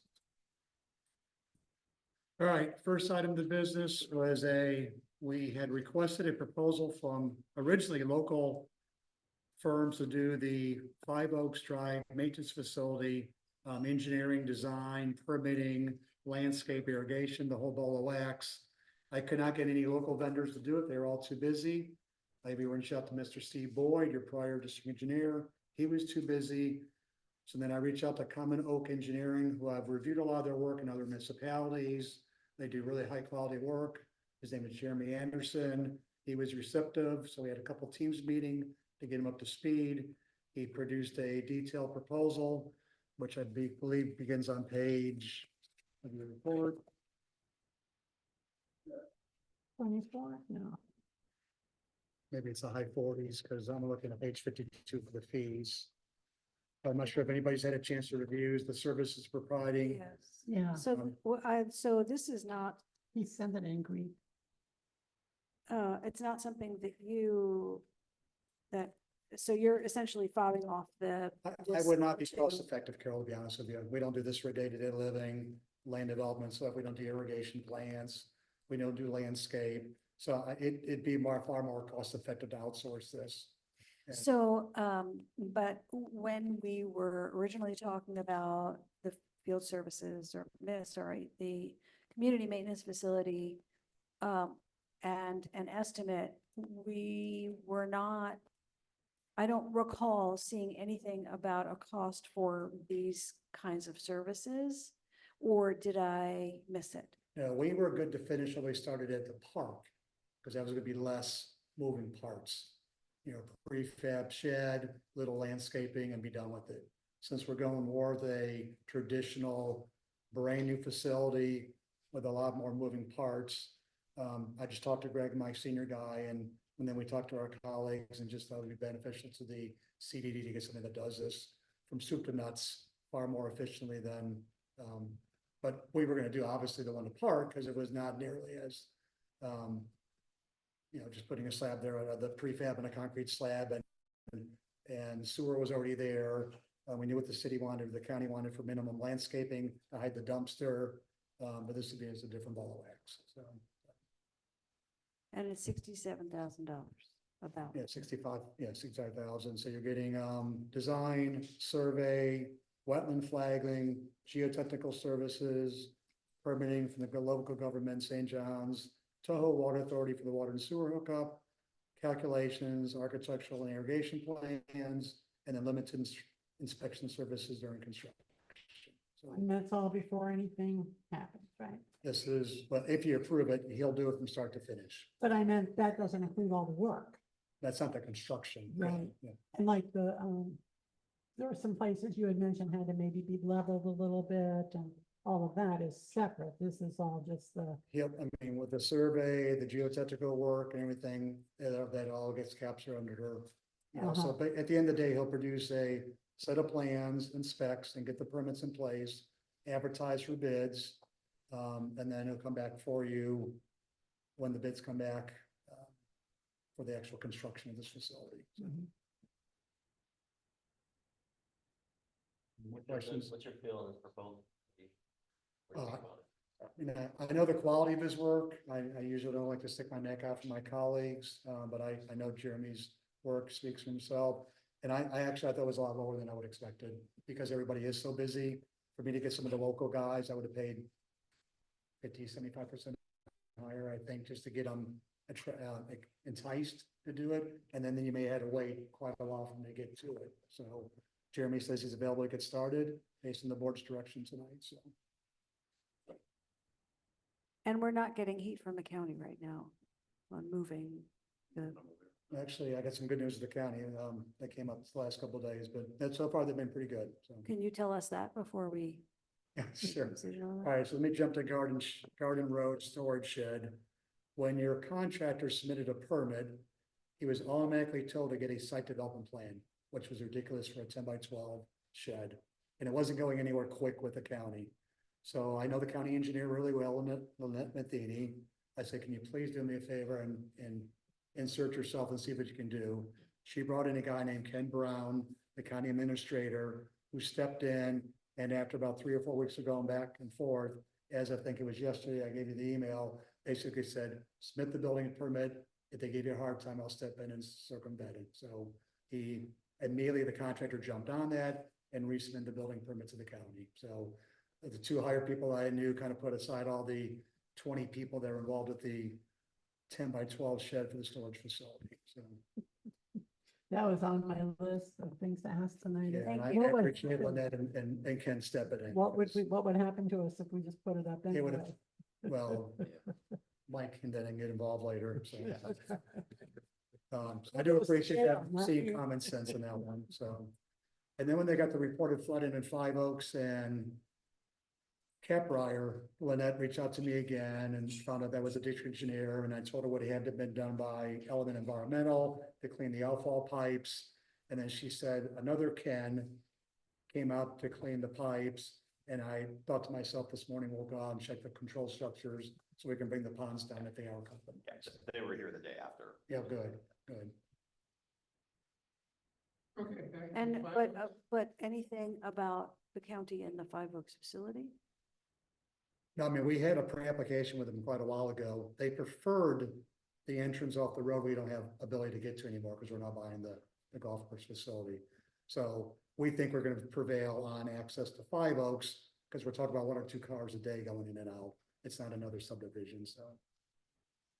They may not like it, but it's not like we have a choice. We're not gonna spend a ton of money to get access to the private road. If I have to cash in another favor, we'll do, so. Thank you. So do I hear a motion? We'll move to approve the proposal for engineering services for the Five Oaks maintenance facility. Second that. An amount of $65,525. Any other comments, questions? All those in favor? I hesitatingly. Can I abstain? No, Nay. Nay. nay, okay. Motion passes 4-1. Item number 2 is the bathymetric survey. I apologize for, I mean, I gave it to you guys to let you know it was done. Obviously, I wasn't there to explain it, but I'm here to explain it today for the board. There's 2 ways they typically do it. You'll see a negative number to indicate the actual depth of the water level. In this case, the surveyor went a step further and actually gave us elevations so we can compare it to the construction plans. The pond slopes are consistent. The pond is slightly deeper below the water level. And it does neck down, as you know, as you get underneath the 2 footbridges to a depth of about 2 feet. That only becomes problematic if we go to the drought. You'll maybe get cattails in there to try to keep that from getting choked up or a bottleneck. But overall, compared to the permitted plans, the slopes, the depth and everything, it is actually slightly bigger than what was approved. So I don't see any issues with it. The water level they surveyed at the time is consistent with the orifice that is working at the east end. We know the one in the middle is compromised by the trees, but it is performing at the water level it should when they surveyed it. So So far, all so good good. news. And then I colorize it to kind of give it more visual. The darker the blue, the deeper it is, and the lighter the blue, the shallower it is. And do we have? I don't know exactly how to ask this question, but the gentleman back there asked. Or The one of them, dredging. about comparing it to what it was. Yeah. Yeah, that's it's good. actually deeper. Oh, okay, all right, I just wanted to make Yeah, sure that. It's was actually covered. deeper than was permitted, and there's no signs that it's filling up quickly. So Okay, all in right, pretty good shape. sorry, it's, Yep, that's okay. I don't have the right language for Yep. this. So it'll get us through a few more hurricanes. Yeah, I'll get you through a couple seasons, so. Item number 3 is something that was brought up, I want to say maybe 3 meetings ago, about the safety issue at Claybrook Road. I think Lucas brought it up when I presented the results the following month. Unfortunately, Lucas wasn't present. I think it got tabled. Now would they have a full body here? The question is whether or not the board wants to implement some type of ramp from the end of the sidewalk getting into the street, or not? So can I go have a to- question Sure. about it. So I finally saw the photos where it looks like what the idea for the ramp is to cut the curb down at an angle and to cut the sidewalk as it leads to the curb and create the ramp that way. We're not talking about a ramp that sits on the curb and goes down into the street and is in the way of cars driving by. We're Correct. just talking about a cutout. That right? meets ADA standards, meets the DOT standards, and doesn't push them into the street where people are getting dropped off. So they're coming down in a landing before they exit onto the roadway or the drop-off area. And what was the cost for it? Well, not knowing, because it was tabled, not knowing why we did it. Now that everybody's here, I can get PJ to give me, or maybe Infomart can do it. I know Jorge does concrete work. I can let Jorge and Element Environmental give you two bids, one from Infomart and one from my contractor, and you guys can discuss the next meeting as far as if it's worth the effort. So There's also, it looked like there was a clean out that you included in the photo. there was I'm not sure if there was an old when you put them in the ground, a ballard Oh, that maybe left unfinished. I see. That's got to kind of be Oh. filled. I don't need another tripping hazard, especially with everybody, their electric bikes, electric skateboards and walkers and things like that. I just took a picture so we don't leave that unfinished when they do this work. So, Okay. And then that was my only thought, again, people doing scooters or whatever, that would it make sense to fill in more of the corner since we'd be eating into a lot of the width of the sidewalk? What happens is, if you've been out there, it begins to kind of go the opposite direction quick. And with ADA, you got to be careful the difference between the slope and slope going up and down. So if we chase it too Right. far away, Well, yeah, no, I'm not talking about doing anything to the ramp that we'd be adding. I'm saying it comes into a T and that kind of creates a choke point from the ramp that we're adding. So would it make sense to, flare out from the sidewalk? I see what you're saying. Yeah. Yeah, you could.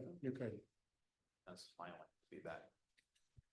I'll get with Howard and our contractor does the work for CDD, and we'll get you two bids for the concrete works and. Thank you. All right. Is it possible to, I don't know if the staff, if there's enough, but to have someone go over there, let's say 5 days in a row for the half hour that the kids are coming through there and have a count of how many kids go over that? Because I've taken my grandkids there many, many times to and from school. And the kids that I've seen on bicycles, I'm not saying that none of them go out into the road, but they go down the sidewalk to the next street and then they come into the road. The ones that I've seen, they ride their bicycles on the sidewalk there. And the kids on bicycles get released before the walkers. So the bicycle kids are already gone by the time the kids that are walking that are getting picked up with cars. So I guess I'd like to compare the cost to how many kids this is gonna help from going over the curb on the Yeah, bicycle. I don't know if you want to pay me to do that, but Yeah, no, but I I didn't. will tell you, when I was out there, a kid did what I did, and he had basically just jumped off the curb on his bike and kept on going. But yeah, I couldn't tell you now living here if Yeah, it's a chronic issue or not, but I'll leave that to you guys if you want to have somebody sit in the car and watch it a little. did he Here. jump the curb right where we're Like I talking would, about? yeah. Where the, With the where bike. talk about the ramp is gonna be? But there was a car there, so he wasn't putting himself in jeopardy. Yeah, okay. I mean, I'm not there all the time. That was just how it was. And it's been a year or so because my grandkids are older now. Estate drainage improvement. All right, next item is the estate drainage improvements. Let's go back a little bit. I got the plans, but it's a little tight here, but you got in the pamphlet. The pipe that the inlet drains into, as we talked about, was punctured several years ago when they put the fence up. It was a plastic pipe, and when they put the post in the ground, they switched cheese the existing pipe. And so the inlet now that's next to the new houses that got built, I'm not sure when I was out there a couple of months ago, still were for sale. But the idea is to get this inlet functioning and make a new connection to the inlet to the east. And so we prepared the construction plans, got a quote from Element Environmental to do the installation of 12-inch pipe to install or connect one inlet to the next. Because the groundwater and the soils, he's got to anchor it a little bit but I believe his bid was $16,000. $680. Thank you, Carol. The question is, the board wants to proceed forward in this one or wait a little bit longer, but the plans are done, the bid's been received. I can't tell you how long it'll hold it, but at least we got the bid as requested. I'm gonna move to approve. It just needs to get done. Do we have a second? I'll second. Any other discussion? All those in favor? Aye. Any opposed? Unanimous. Unanimous. All right, we talked about the garden road storage shed, that's done. I'm not about to opine on Greenwood alleyway. I was hoping to go out there with the hurricanes, haven't got to it yet, so that'll be next meeting. Because that's the next one on the rotation when the time is right for the repairs. Greenwood alleyway. Green neighborhood? Green neighborhood. Yeah. Neighborhood. Yes, green neighborhood. Oh, yeah, it's more than that. It's like, where is Greenwood? I don't remember that. All right, last two things are financial related. One is a request of the board to close out our 23-24 district engineer services. We was hoping to bring this up last month. Obviously, we got postponed for the hurricane. There is an item number 7 proposal. That's tied to number 1. 7 and 1 are the same. Yeah, they were thing. supposed to meant to be related. 7 Oh. and 1 are the same thing. Oh. Sorry. I have an accounting question. For our accountant. That's you, right?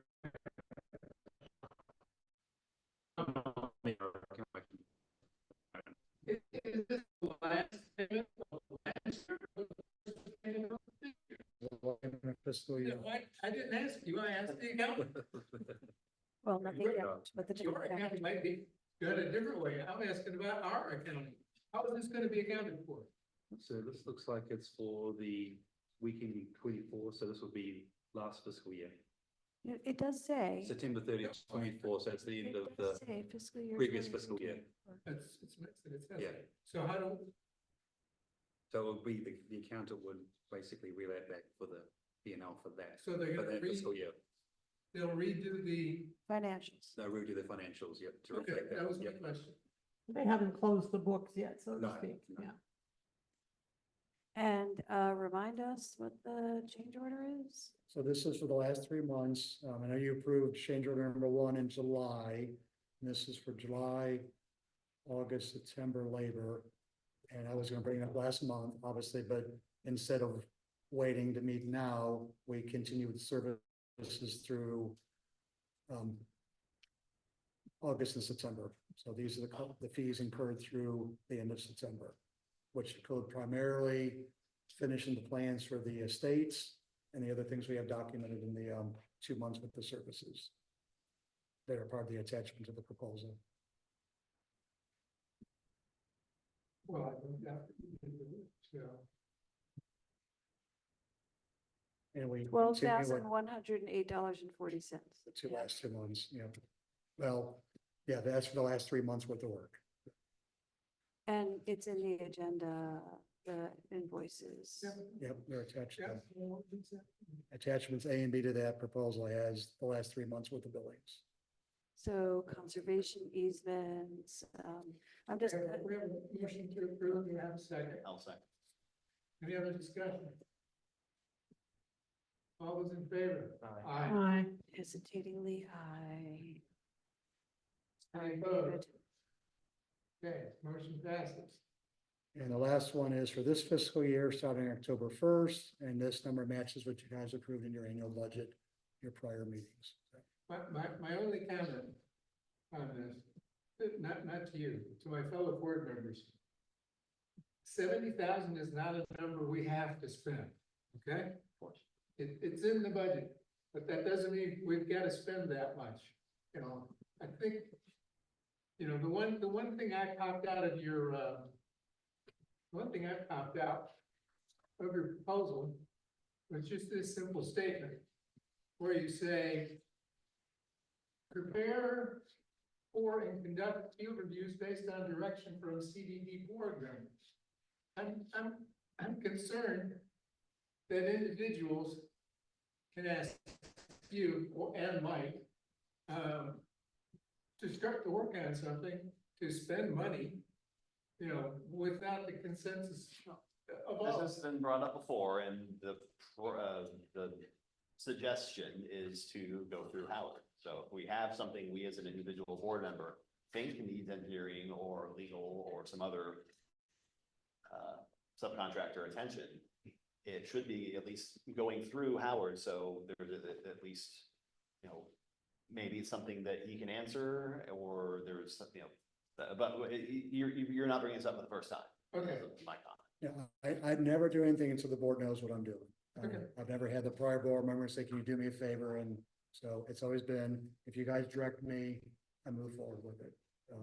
Starting back with the Teresa. So. Yeah, and from a district management perspective, we would do some groundwork ourselves as well, just, you know, Right, and things like right. that. And then communicate that back and then bring that to the board as well.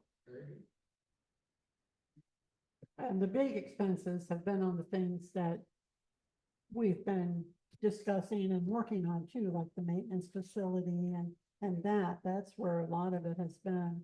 And the The stormwater, past year, the different alternatives, the different locations. right, right. Starting one area and decided that's not gonna work.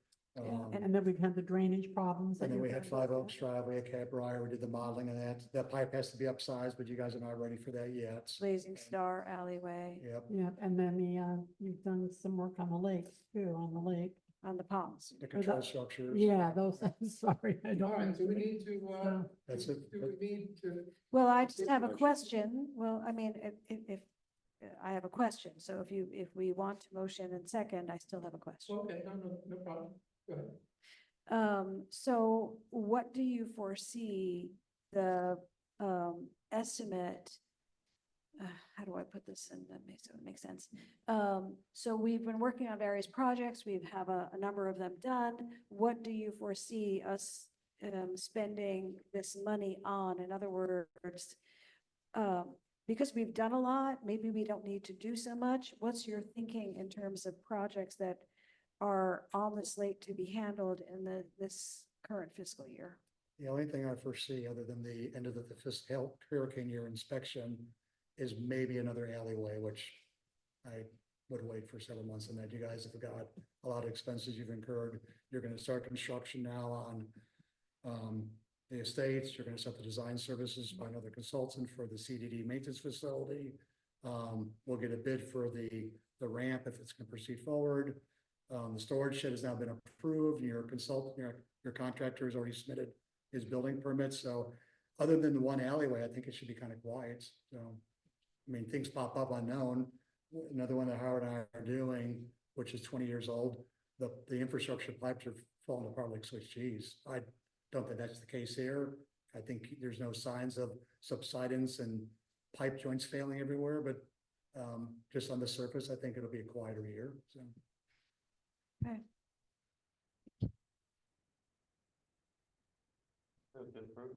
I'll second. Oh, Lucas? All those in favor? Uh, In the budget. Any opposed? I know. I think the best money we spend is on these.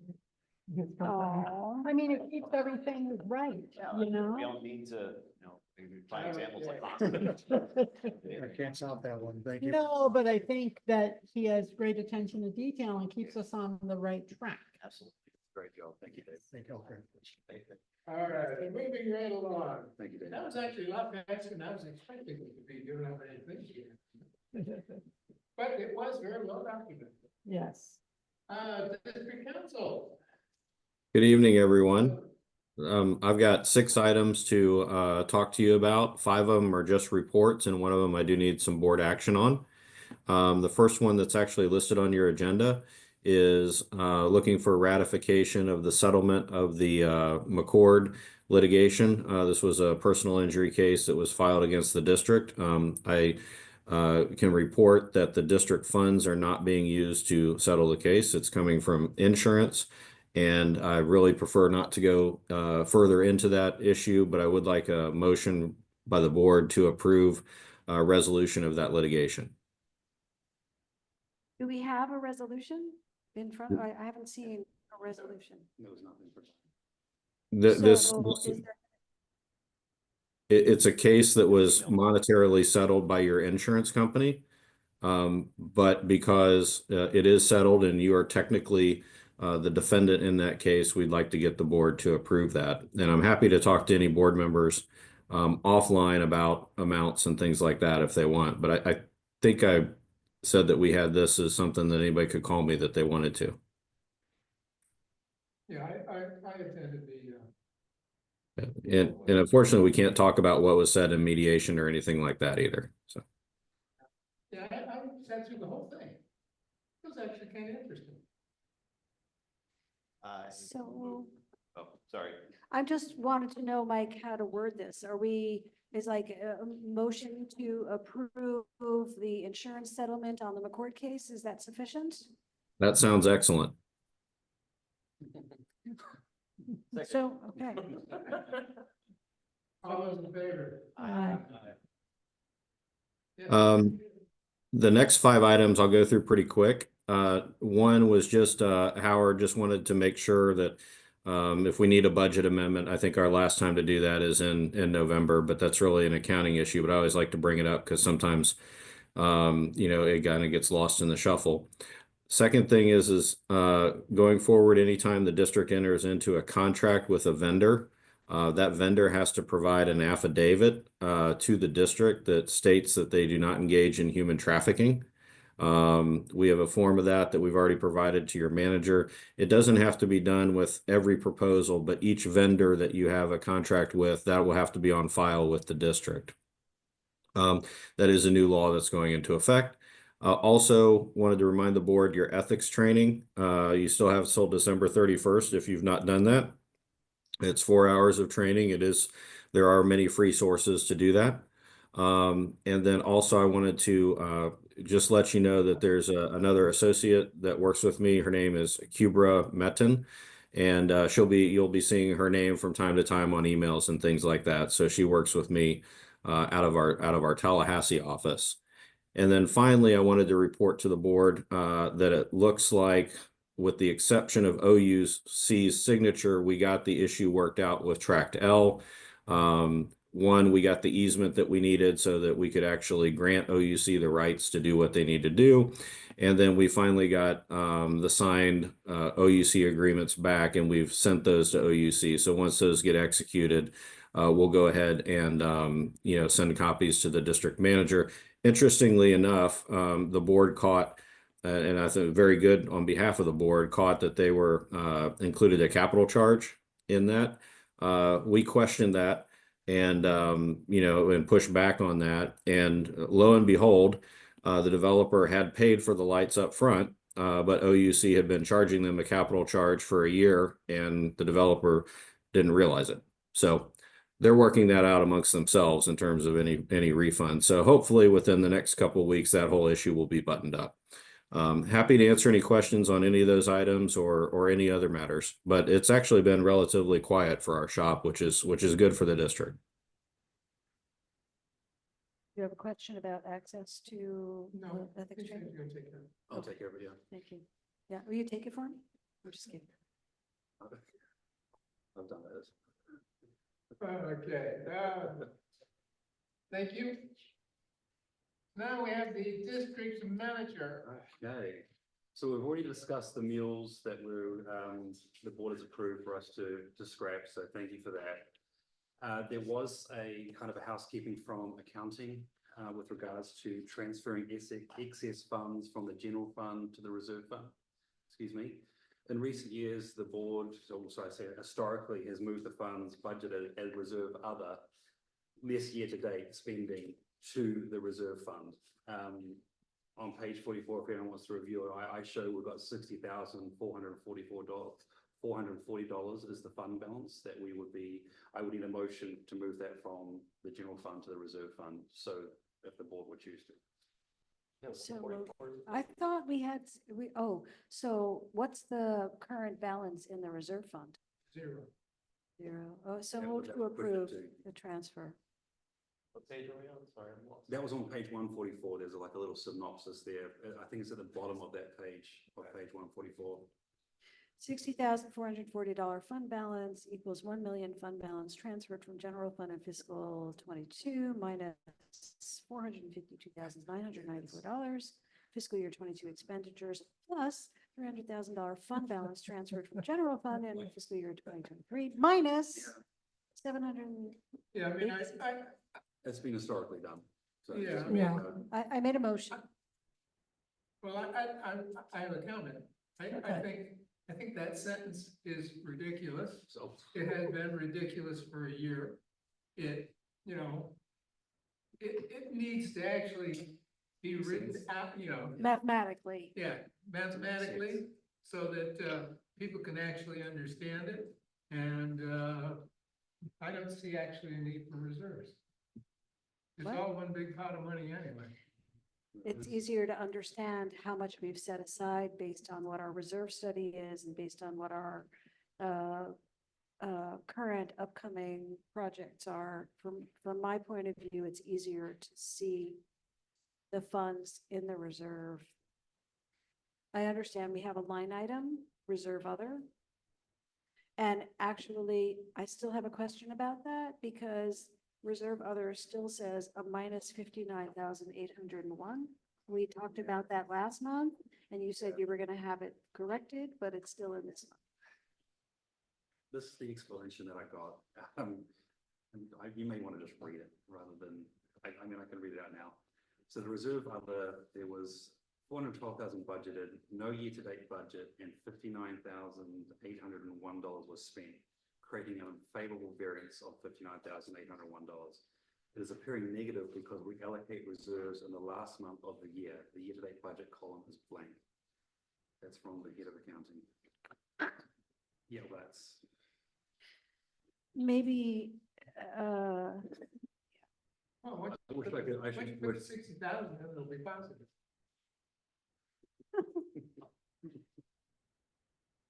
so I made a motion. Oh, do we have a second?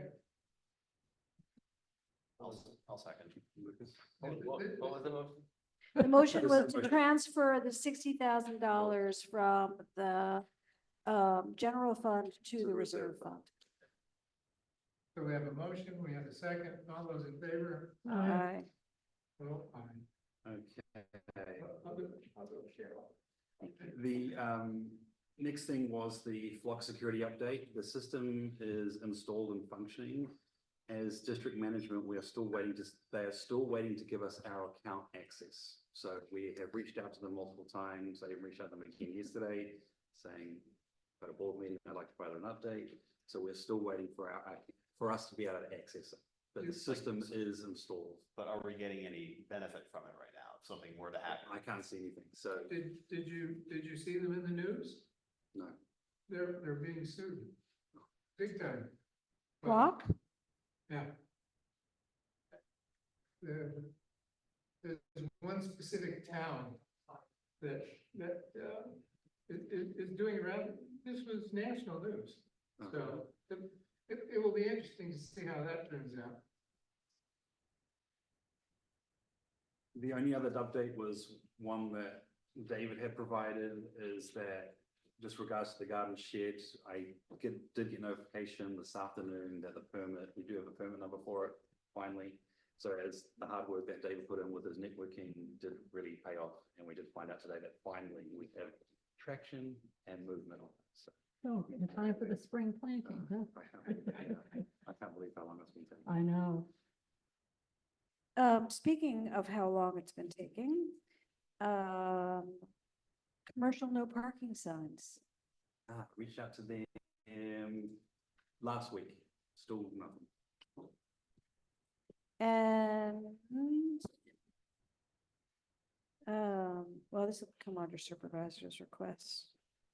No, All right, that's it for me. That was it? That was it. Very good, thank you. Next item was a discussion of the Harmony Tower sign.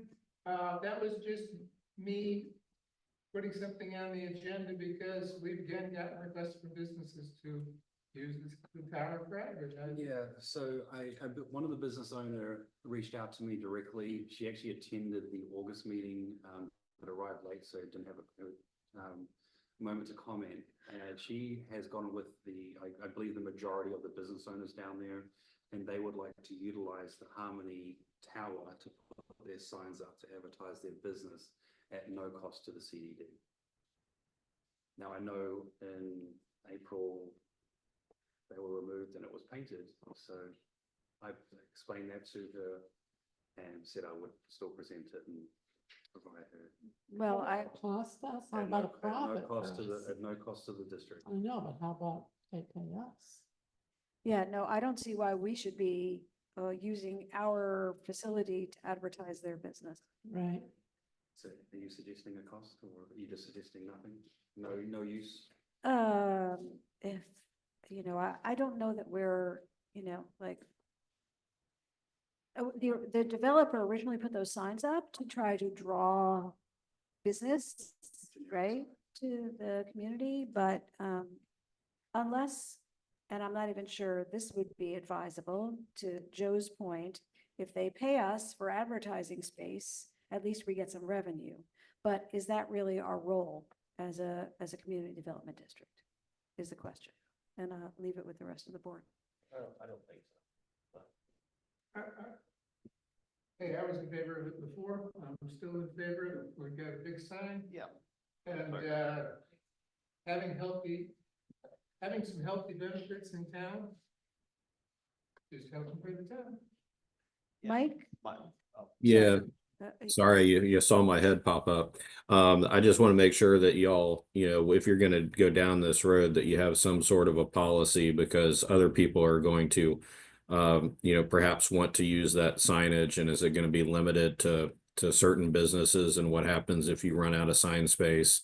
Or what happens if somebody wants to advertise that doesn't have a business in the community but wants to be on that sign? So certainly something I think can be accomplished, but I would not just do it without having a policy in place on how you're going to administer that. I mean, my thoughts were, I mean, the sign, it's, been there since the beginning. It had for most of its lifetime, advertisement type, words on it. My hesitation would be, want to, and I don't know how to do this, without overstepping, our authority or whatever, but just want to look tacky. So if we were doing something, it doesn't make sense to go down that path, without, we have to, if we say we're gonna allow it, then we're gonna allow it, and next thing we know, there's a. Well, why don't, I mean, there's 5 of us here. I mean, are 3 of us in favor of working out some procedures, or are 3 of us just, no, we don't want to use it for that? Well, when I said to charge some money, mostly it was to keep like maybe $500 a year, nothing exorbitant, but it would keep out the fly-by-nights. Maybe I've got a little business in my house where I sell doodads, then I want to sign up there. So if we charge a nominal amount, it would cut down on that, because as a seller of doodads, I'm not going to spend $500 for advertising. And secondly, the money could be earmarked toward keeping up the appearance of the sign or something. It doesn't have to come as a profit to us. It could be earmarked for something on the sign area. Okay, so Yeah. if we can work it out, you'd be fine with some advertising on that tower. As long as we get control what the advertising looks like as well. I don't want, Well, that's Crazy making stuff. the policy. yeah. I'm in favor of it. I think it's a sticky wicket that we don't need to. Okay, you're What are- opposed to it. On the fence of,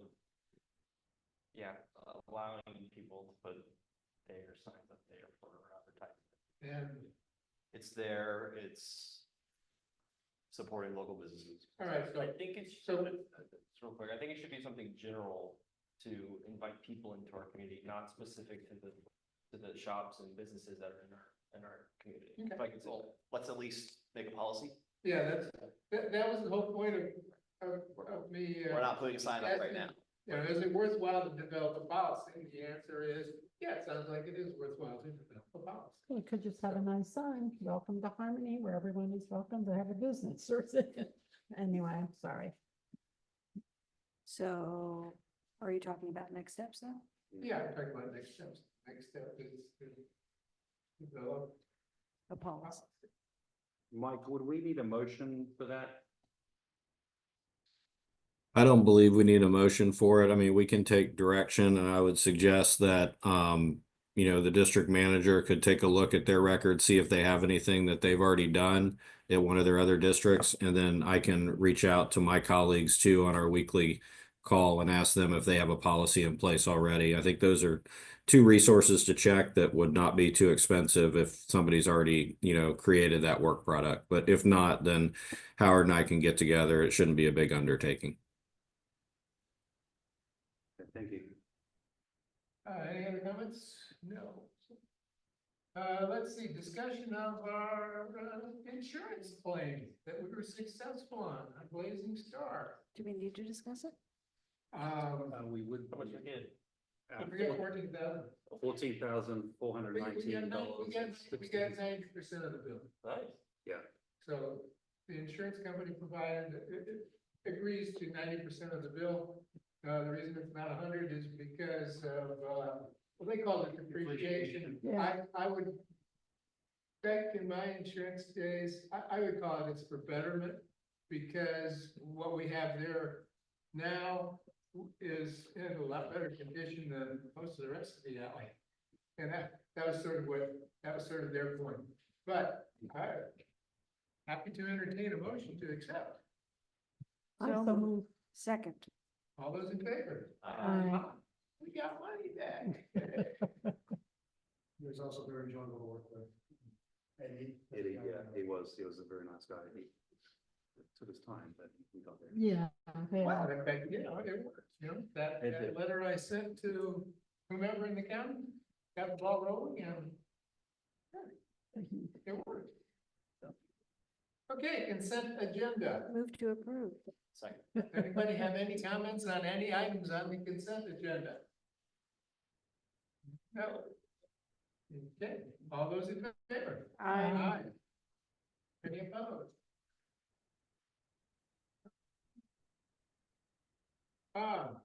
Let's see.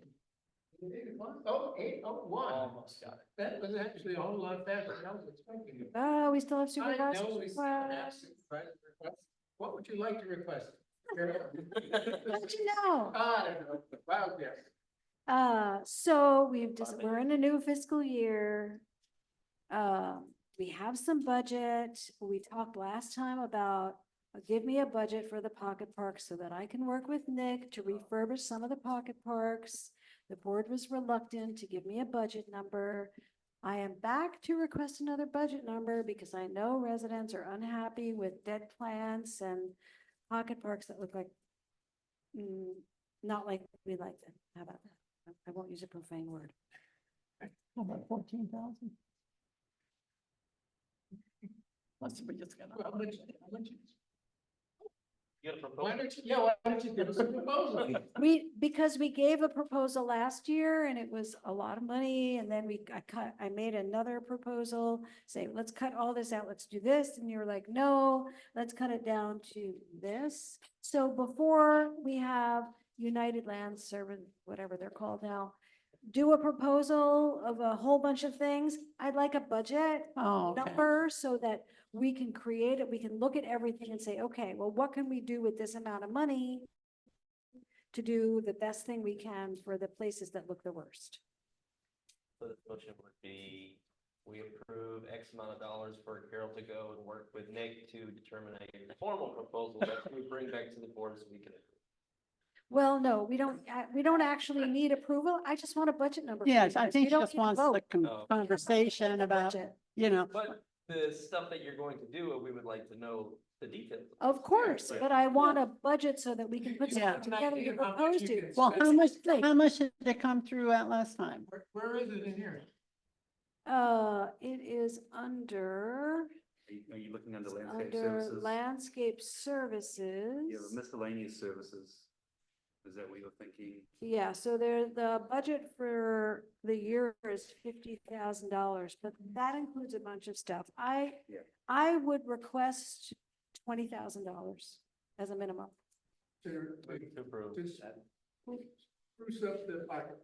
Yeah, it's gonna be only a few pocket parks because we're not gonna be able to do a whole lot for $20,000. What fund is this? For what area? It's under landscape. Yeah, it's on, agenda page 148.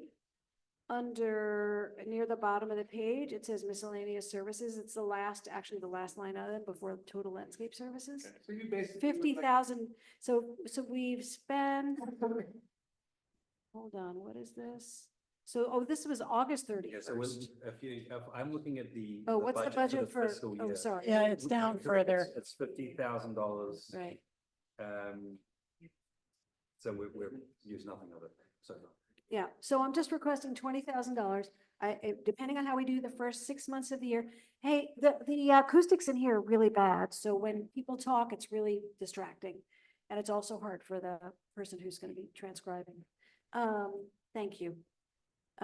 Maybe I'll come later in the year with another request if we don't have things that pop up that need more immediate attention, like trees that need replacement or something like that, although we do have a trees and trimming budget line item for $40,000, but Move to approve $20,000 Okay. for Carol to work with Nick. Does that need a motion? I don't No. think it needs a No. motion. No. I just needs agreement from the I'm comfortable board. with that amount, yeah. Well, yes, but what I would say is go with, see what you can get done for 20, and then see if we just tweak it a little bit, what more could be done? Like maybe another 5,000, but start at the 20 and then, well, let's say we're really close to having it perfect. And if we only, that's where I'm going. If we just had a couple more thousand, it could be perfect. So did that make sense? Woman Yeah. to woman, that made Yeah, sense. it's just that there's a bunch of dead plants in pocket parks that I'd like to replace. We're not gonna be able to do a big refurbishment in any pocket park. It's gonna be little bits here, little bits Yeah, there yeah. to try to just spruce up the areas that are in the worst condition. Mhm. Okay, anything else? Nope, that's it. Any other? Well, I just wanted to ask, should we find out how much it would cost to do a street sweep the streets? I'm not We're saying we're gonna do it, but should we find out how much it would be? We would need a one-time street sweeping or like a monthly because, Let's say once a year. well, okay. but Well, how much for one time? It's not really gonna do the job though. Well, after hurricane though, a lot of people were asking about it, so I just, Saying instead of blowing the leaves and debris into the. Well, hurricanes don't happen but we always have leaf drop every Yeah, year, a I lot mean, of leaves fall. The key is probably to do it after the, Yeah, February, March. Yeah, but anyway, how much would that be? Is it worth getting a price? I mean, just an approximate, is it 100,000, 200,000, 50? You know, I don't have, We don't need to even vote. We can just ask the Just leaves district you're talking manager. about When they're falling? Yeah. yeah, or after, So they quoted us for a one-time, the streets just basically Capri or 5 Oaks, that's Wasn't it 30,000? $30,000. that was just for the two streets. But yeah.